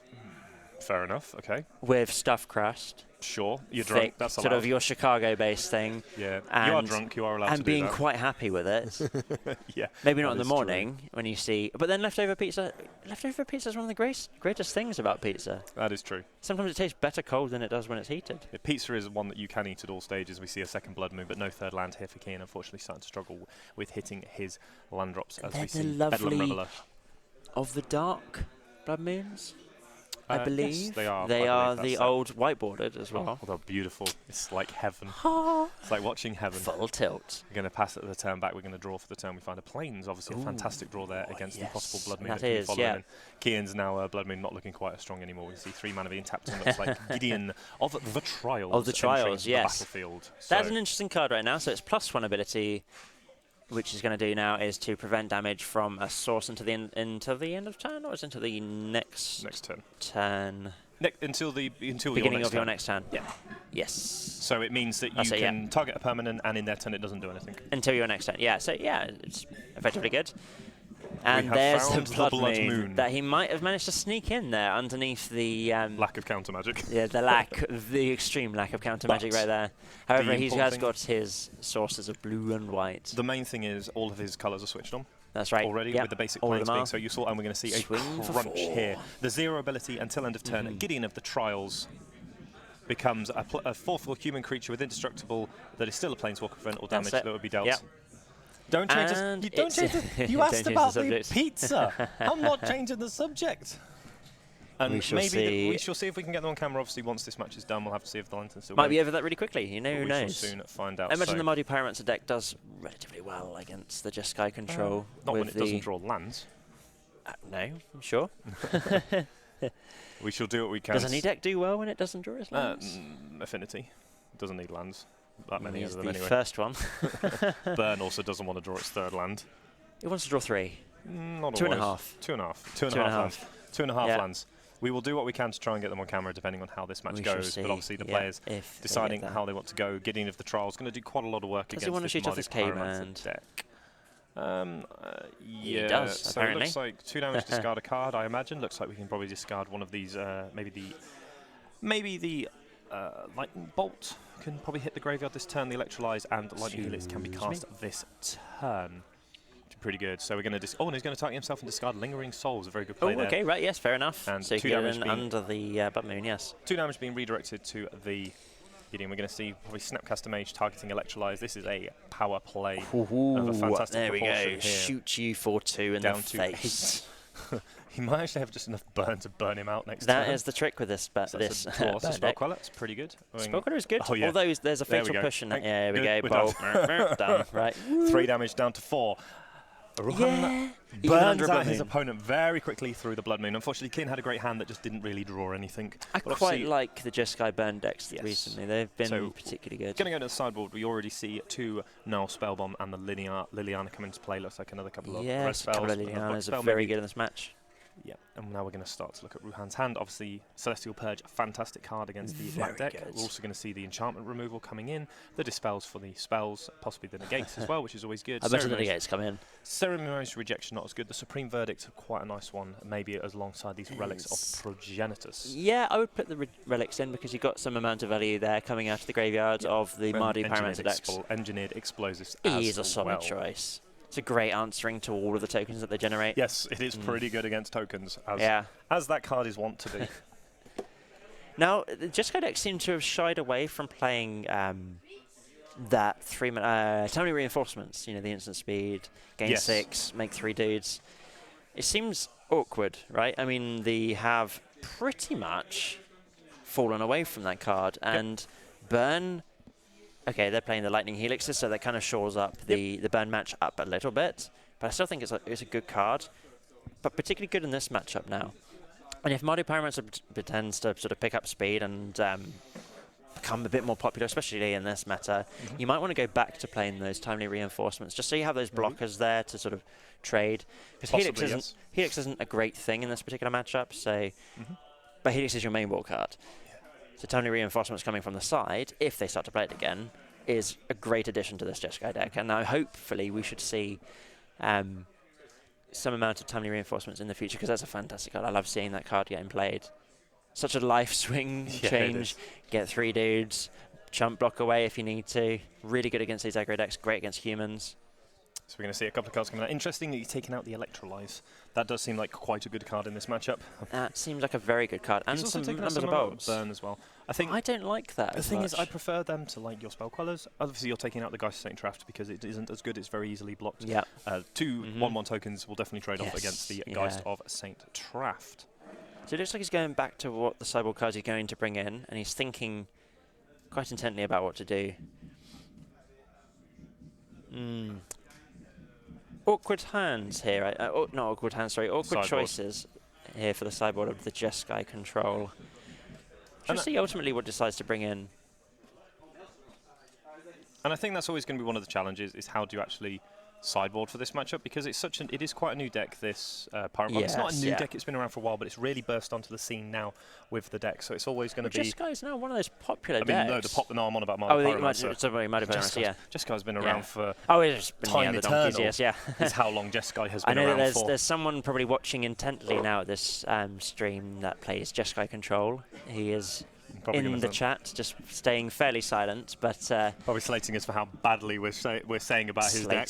No, the Jeskai Control deck's a solid choice, and it's got all of the right tools for this particular meta. It has a few bad matchups. Yep. Tron.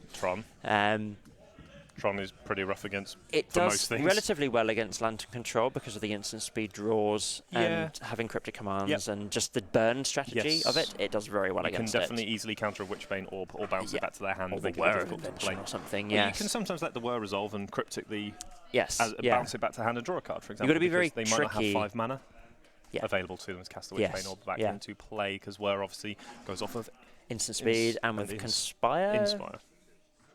It's not Inspire. No, not Inspire. It's Conspire, isn't it, I think? No, it's not Improvise? Improvise, there we go. It's Improvise, yeah. So Conspire was the other effect with creatures, wasn't it? Yeah. One of the things that commentary teams should be very good at is improvising. Improvise. And we still can't remember the name for the mechanic. Oh, well. So players shuffling up for game number 2. Presenting the deck. Here we go. Yes. So it looks like they're still on game 1 for Lantern. Who'd have known that? Bolt, Snap, Bolt 12. Secure the Waste is one of the main in the latest Jeskai build. Yes, it has certainly been. Okay. Especially at the Pro Tour, it was one of the cards that stood out that the Jeskai deck suddenly realised that they weren't able to necessarily beat Blue-White in a fair-up game. So they had to find another way of doing it, and that was the one-off Secure the Waste, which allows them to go huge in the end step, and also then with Snapcaster Mage, do it all again. Because against Blue-White control, one thing Blue-White control doesn't have many of is not many counter spells. That's right. Hard counter spells. They have a lot of soft permission with your your mana leaks and stuff, but no less hard counters in logic knots. So they really lean quite hard on their cryptic commands in the Blue-White list, and it's hard to go fully out and sort of get some value from these cryptic commands right now when you're facing up against Remands as well from the other side, or Dispels as well that come in from the sideboard, negates, and getting your cryptic command negated seems so pretty bad. Harsh in the later games when you got loads of mana. I have seen a very interesting card in Kian's hands. Can you tell me what it is? Goblin Rebel Master. Oh yes, the Goblin Rebel Master. So let us quickly pull up the lovely rare from one of the core sets, in fact. So we have Goblin Rebel Master. Apparently was reprinted. So, been in the Goblin 3 mana, 2/2. Other Goblin creatures you control attack each turn if able. Yep. Sometimes bad, sometimes good. At the beginning of each combat on your turn, create a 1/1 red Goblin creature token with haste. Goblin Rebel Master, whenever it attacks, we see the it gets +1/+0 until end of turn for each other attacking Goblin. So we have an Inquisition Kozilek on 4 turn lands. 1. That is a lot of lands. And 4 lands. I think we've got a couple of fetches. We've got a Colonnade, the Lightning Helix. That's interesting. So he's going for the Visions. That's interesting. I might have. Yeah, I suppose if you don't have another discard effect, you're less likely to take the Snapcaster Mage. There is a world where you take Snapcaster Mage. Normally people do. Yep. It will slow him down though of trying to remove the Goblin Rebel Master on curve, even though he's got the suitable lands now. He has a lot of lands. Yeah. Many lands have been drawn by the Jeskai control list, as we see at the. Interesting enough that he went for the Scalding Tarn rather than one of the Flooded Strands and holding the Scalding Tarn for the basic mountain, maybe to get all 3 basics in play early on. That's we can see Serum Visions here, drawing a Spirebluff Canal, scrying 2 more lands to the bottom of his library. So we got that one there, and then 1 game to Ruhan after burning out his opponent. So untap, pass the turn back. What do you draw for the turn? Looks like he has a Dreadbore in hand. Well, Dreadbore's not too bad. If I don't believe Faithless Looting. Ruhan is playing. Is a land, that is a Lightning Bolt. So is Ruhan playing any Nahiris? No, I don't believe. I think he's more on the Flash version. Yeah, the Flash. Yeah. Jeskai Flash, because he has Spellquellers and Ghost of St. Dice. Yep. So we're going to see 2 cards being discarded here. We're going to see Dreadbore and Lightning Bolt hit the graveyard, obviously wanting to hit his land drops for the turn. Yes, very much so, yeah. And Marsh lets the follow-up and pass there we go. So he does actually hit his land drops, which is good. You see another land here for Ruhan. The passing go into play. So the cards that are actually in front at the moment, they aren't on the battlefield. This is just revealed to Kian at the moment. Yep. Ruhan playing with his hands up, so he doesn't have to. His opponent doesn't have to worry about. Isn't it? And it's a nice thing to do. It means that your opponent doesn't have to write it all down that you would do in a normal competitive match. Because, as we all know, yeah, of course, yeah. All these Finding your edges. Monday, Tuesday, Wednesday, and Friday night magics are all at regular rel. So That's you it. The can regular do rel. this without any problems. You can also use your dice to represent your energy counters and life totals, which you can't do obviously at competitive rel instead. So let's draw for the turn. Does he find a third land? That does not looks. Yes, he has a third land. There we are. So he has a Molten Rain as well. Now that's not a bad magic card. It's also not very good right now. Counterspell in the hand for Ruan though. Well, we shall soon find out. We're going to go for the Goblin Rabblemaster. Rabble D, yep. Does it or resolve? A removal spell? Looks like a dispel. That's not going to resolve. That is in Goblin Rabblemaster. That is not a dispel. That looks like a spell snare to me. No, it looked like dispel. It was the it was the original Zendikar dispel. Oh, okay, right, yeah, sure. Yeah, no. Wonderful art. So do we're like see that one. An attack for 1. Just for the moment, an attack for 1. So we got at least 2 Seems turns. like a solid choice. Got at least 2 turns before Ruhan can actually kill this with a. And this is the incremental value that this card just brings to each turn. Yeah. Making the goblins, swinging in. He also doesn't have to attack. He also doesn't have to attack, especially into an ambush viper, which I'm sure Ruhan would happily trade off at this point in time. As we're going to shuffle up the decks and see what the next turn is. It doesn't look so good when it jumps in front of a goblin token, though. No, but it's pretty good in front of the Rabblemaster. We shall find out. So we're going to see it players is a dispel, you're right. Okay. Yeah, it's a wonderful Battle for Zendikar art. The Battle for Zendikar. Sorry, original Zendikar. Sorry, we see a spell. Oh, right, the original one. Okay. That is a good draw. Spellqueller is a fantastic draw. We shall see, though, what he's going to go with here for whether he's going to play a fetch land or a land from his hand. I think I would go with a fetch and try and fetch up your basic. Yep. Here, you don't need red mana as quickly, and you've got access to it for next turn. Yeah. So we're going to draw for the turn. Does he lead off with something before combat? Probably so not. We're going to see 2 mana. We're going to see Young Pyromancer into play now. I think this is going to get spell-quellered. Yeah. There is a bolt in hand, unfortunately, but Ruan's not to know, but he hasn't got an option here right now. So, but it does at least stop the Young Pyromancer from gaining the token. Yes, so well, no, you see it because it's going to bolt. Yeah, so Ruhan down to 16 at the moment. It does mean that this Rabblemaster is going to do a fairly substantial chunk of damage. It's going to do a lot of damage. We're going to see. He might just offer in the attack as well and see if it trades with the. So yeah, it does work like that. We are now going to bolt it, I believe. Yeah, you bolt it now. I'm not certain whether I would. Because you get a massive attack with the Rabblemaster this turn. It's 6 damage. Put your opponent to 10. Yeah. So we're going to see. Yeah, you can see that. Going to trigger. It's not 10 though. It's. He'll put you to 10. Oh, put it's 6 damage going to 10. Yeah, sure. So and he is now down to 10. If they're going to mark it on the. Okay. He's marked him down to 12. He was at 16. Doesn't look like he realised that his Rabblemaster gets +1/+1. Yes. We shall see we'll if. Go and check that one quickly. Yeah.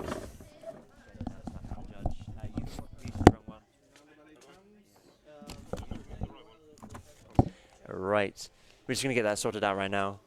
Let's see if they got the live total. Oh, he's marked it down to 10 now. I see. Yes, just as. Never mind. So John's just on it for nothing. The young PZ's coming in, untap for a run. We shall see what exactly comes here now for his turn. I imagine it's just the straight pass back. Yep. Didn't get a good look at what he drew. But he does have access to Snap Lightning Helix now, which is obviously a very good place to be. Players had actually adjusted the life total just as I got that, which was really annoying. Yeah, as I mentioned, unfortunately. But there we go. So Snap Lightning Helix seems like a really good place to be before the combat. So it'll go back to being his main phase. This Lingering Souls is going to... this Molten Rain could do quite a lot. This Molten Rain is going to be particularly good. So back to your main Snap phase. Helix, gain 3, up to 13. Probably don't need to block anything in particular. No, but you go back to your main phase now, remember. So you could choose to do a spell, but we're going to see the attack with the 2 tokens. It's free. It is free, correct. You might hold the Molten Rain, but yeah, you can't cast it at the moment. You haven't got a land to cast it. But it looks like you have another Young Pyromancer, so I might be tempted to cast that unless you're worried about being Supreme Verdicted. Should be pretty rough if it happens, but it looks like we're going for the Molten Rain. I think it's... Yeah, otherwise you're not doing anything and you're making a token here. And he loses 2 life as well. Puts him and down loses to his red 9, source. and gets a token from the young Pyromancer, loses the red source. And at the moment, the Dispel in hand looking pretty rough. The Celestial Colonnade, the only card left revealed to the original. We have a mana leak. Oh, but there's a Spirebluff Canal. Spirebluff Canal does help, but it's going to be a fairly chunky attack again this turn. What does Kian draw a card to? It's an Inquisition of Kozilek. Okay, well that's pretty good. It's another token. Gets a Dispel out of hand. Is he going to lead he's going to lead with the young Pyromancer? Yeah, and we're going to see the mana leak in response. The mana leak, yeah. Okay, that also I think works. there's a bit of it's fine because that's the way you want to do it. Yeah, you kind of wanted to go for the 2 tokens, but at least now you get another hand. Yeah, so you can see the goodbye Dispel. All the different elemental token. We're going to see a... Okay. Interesting that you're going to offer the trade of the Pyromancer. Yeah. But I guess it's done its work now. Yep, there's 4 tokens. Yeah, I think maybe Kian's just gone, oh dear. I just realised that. I just realised that I allowed him to do that. But Ruhan is down, and we see a Geist of St. Traft, the draw for the turn. That's a pretty good draw. It's pretty good because it allows him to stabilise the board. Obviously, the attack still comes through. Blocks particularly well. It does, but he's still going down to 3 this turn, and if he can find a way of casting this Lingering Souls, then it's going to be... yeah. We see another mountain off the top here from... Kian. But this deck just doesn't play many white sources, as we see. Plays a Sacred Foundry. I think Kian here plays a Godless Shrine. Oh, he has a Flashback Faithless Looting. Oh, excellent. So we can actually do this. Right, so well, we there you draw 1, draw 2. What do we find? It looks like a Liliana. Oh, wow. Liliana of the Lily's Veil particularly and good. a Nile Spellbomb, but I think we can pitch the Lingering... I think we pitch the Lingering Souls and the Mountain. Yeah, I think it's a bit writings on the wall here for Rowan here for this second game here in round 4. Yep. Especially with Liliana able to make him sacrifice a creature to be able to get the damage through. At the end, he does now have, obviously, the Celestial Colonnade available, which is another blocker. Not quite yet, isn't it? 5 mana Sorry, to it is activate? 5 mana, yes. Yeah. It is, I mean, you can tap yes, it and activate he can, it. but it doesn't work very well when it happens. But no. I think you can pitch Unless there's a land off the top that's going to be untapped. Possible. There we go. That is in his hand right now. That's not activated. He's going to move that off the table to yeah, stop confusing. I think Kian maybe thought that the Snapcast was in the hand. Yep. That you can pitch the Spell Bomb, but I'd be more interested in keeping the spells in hand. Spell Bomb is pointless right now. It's not really going to interact so much. It stops the Snapcaster Mage, but there's no relevant spell in there. True. A Dispel. Sure. Still, it's more things. So we're going to see Lingering Souls here, and I think we just see a slam with the team. We're going to see an instant block on one of them. Yep. Down to 3. Which would you like? Which of these tokens would you like? Goblin or Elemental? So down to 3 here for Ruhan.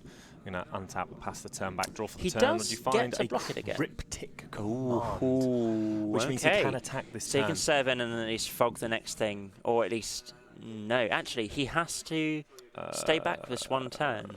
No, he can. Because otherwise, the whatever Kian resolves after the attack is free. I think you can attack.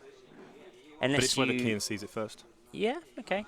So he does serve in for 6. If Kian goes make Liliana before combat, then Ruhan actually wins this game. Yeah. So does Kian see... wins the game, not yet. His opponent's at 10. It's 10 damage on the way back. Yeah. It's if sorry, with the with Colonnade, it certainly is. Who's got a Colonnade? Oh no! Oh, he's going for it pre. No, that's not it. Oh wow! So Ruhan actually has this. He's managed to come back. Has he done it? Is he going to see it? Does he see the line? Does he see counter tap your team? Counter tap your team. Wow, yeah, he has a huge. However, does he see the lethal swing on the way back? I imagine he does because he is tapped out. Well, there's nothing that can happen to you. Okay, you can get slaughter pacted.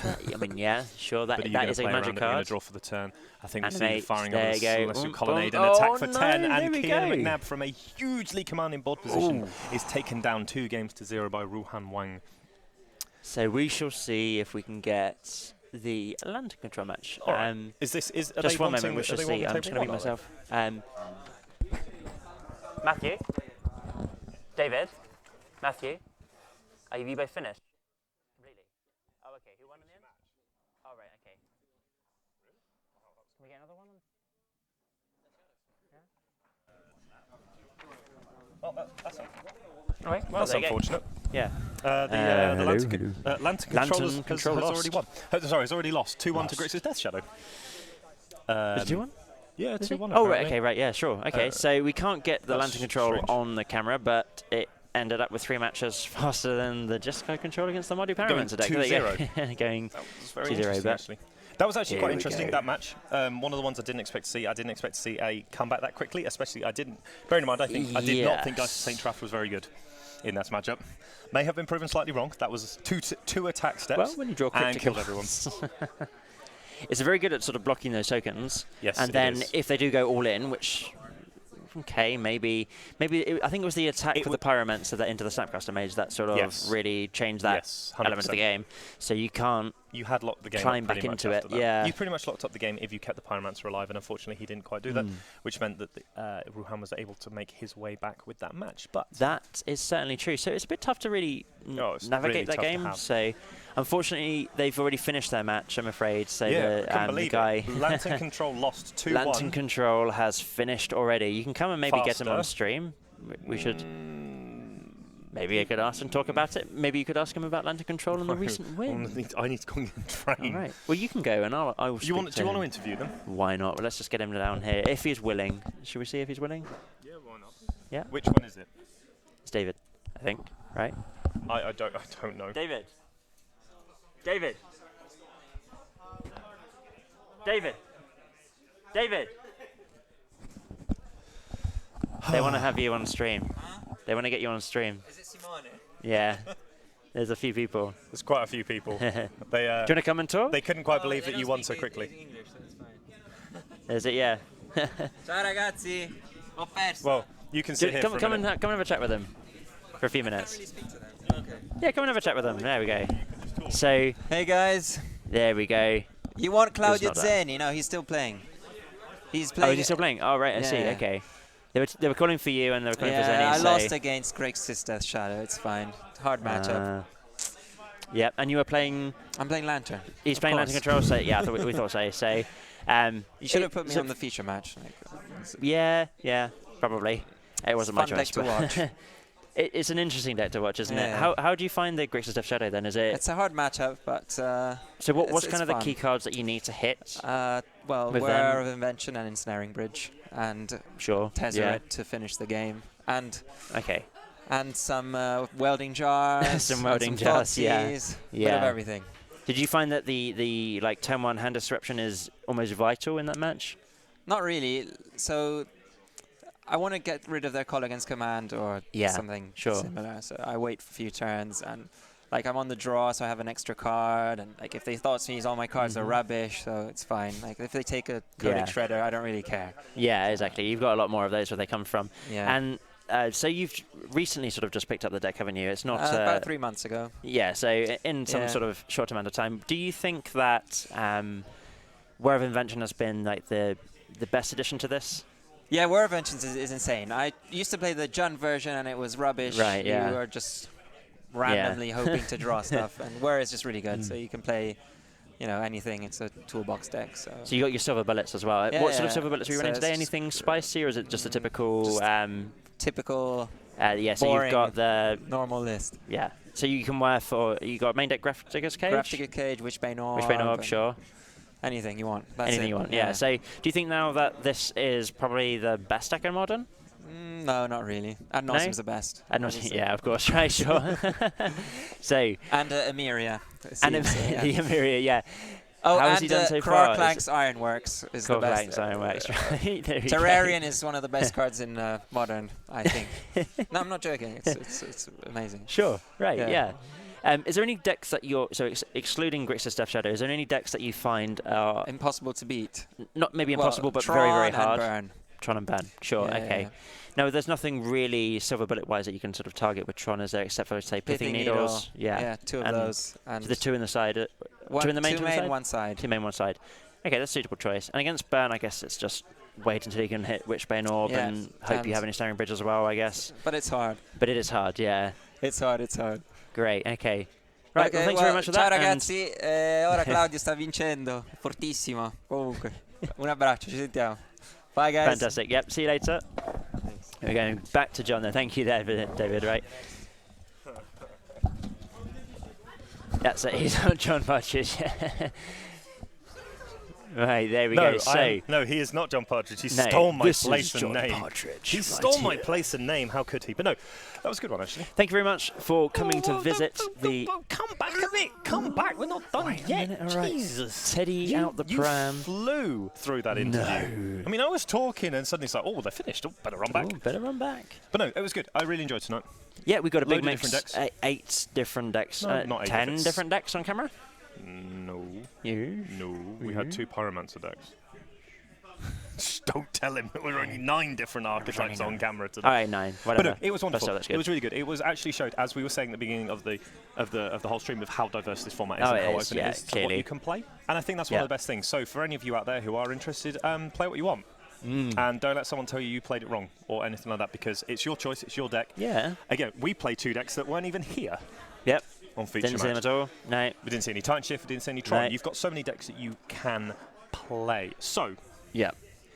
That brings us to the end of the stream for tonight. We will, of course, be back next Monday. Next Monday? For Pauper. Maybe not me, but John will be back next Monday. I will be back next Wednesday for Modern. We will both be back next Wednesday for Modern. We have Legacy on Tuesday for those of you who are interested in the Legacy stream. They are done by our... That is very true. They are done by our co-hosts from the...